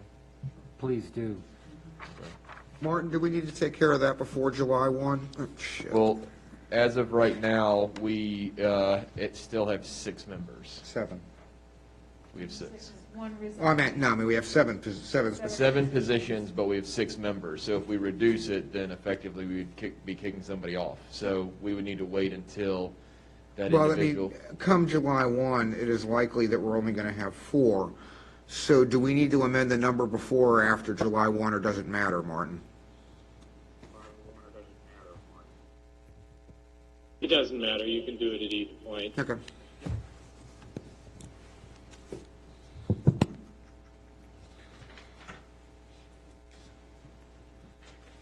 Okay, ready to move on, guys? Okay, we have the town engineer items.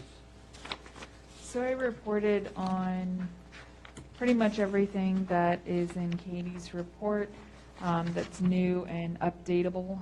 So if you have any other questions, I'm happy to answer them, but I did cover these items.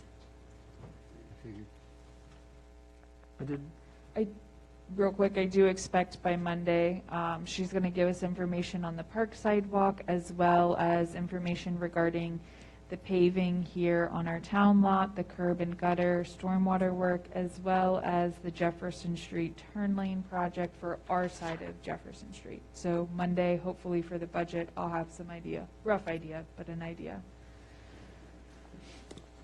You had a comment? Just a question came to mind to go back onto your report. So the data center project that the town went and spoke, when is that scheduled to go to the board? Date unknown. I would, if I had to guess based on past history, first or second meeting in July. Okay. So, Mr. Mayor, we can talk about it later on, but just did we want to formally, as a council, pass some sort of resolution or some sort of other statement about it when it gets to the board? But we have time to address that. We have plenty of time to do that. Yeah. And just for those of you who don't know, I did attend for the town planning commission and town council to speak in opposition of the data center at the Conchuchi property, which is adjacent to the townhomes across the street from the firehouse and across the street from Cat Harpin. The planning commission voted 4-2 5 to 2 in favor of recommendation for that project. So it is moving forward to the Board of Supervisors. So we will continue working on that, and we'll keep an eye out, and if any meeting comes up or that property is posted, I'll get with council and let you guys know what's going on and if we need to have a meeting to adopt any resolution or take any action.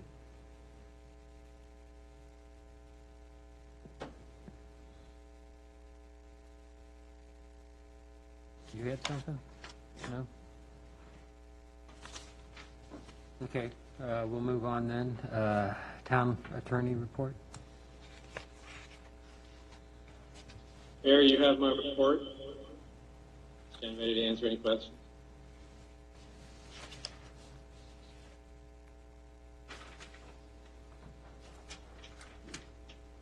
Nothing? Looks like we're good.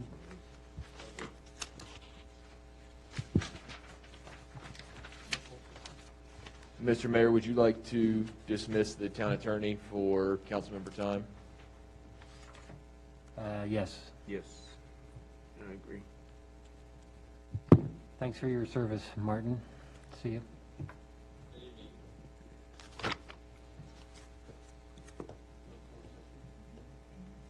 No. There's no closed session. So we'll move on, since there's no closed session, to council member time.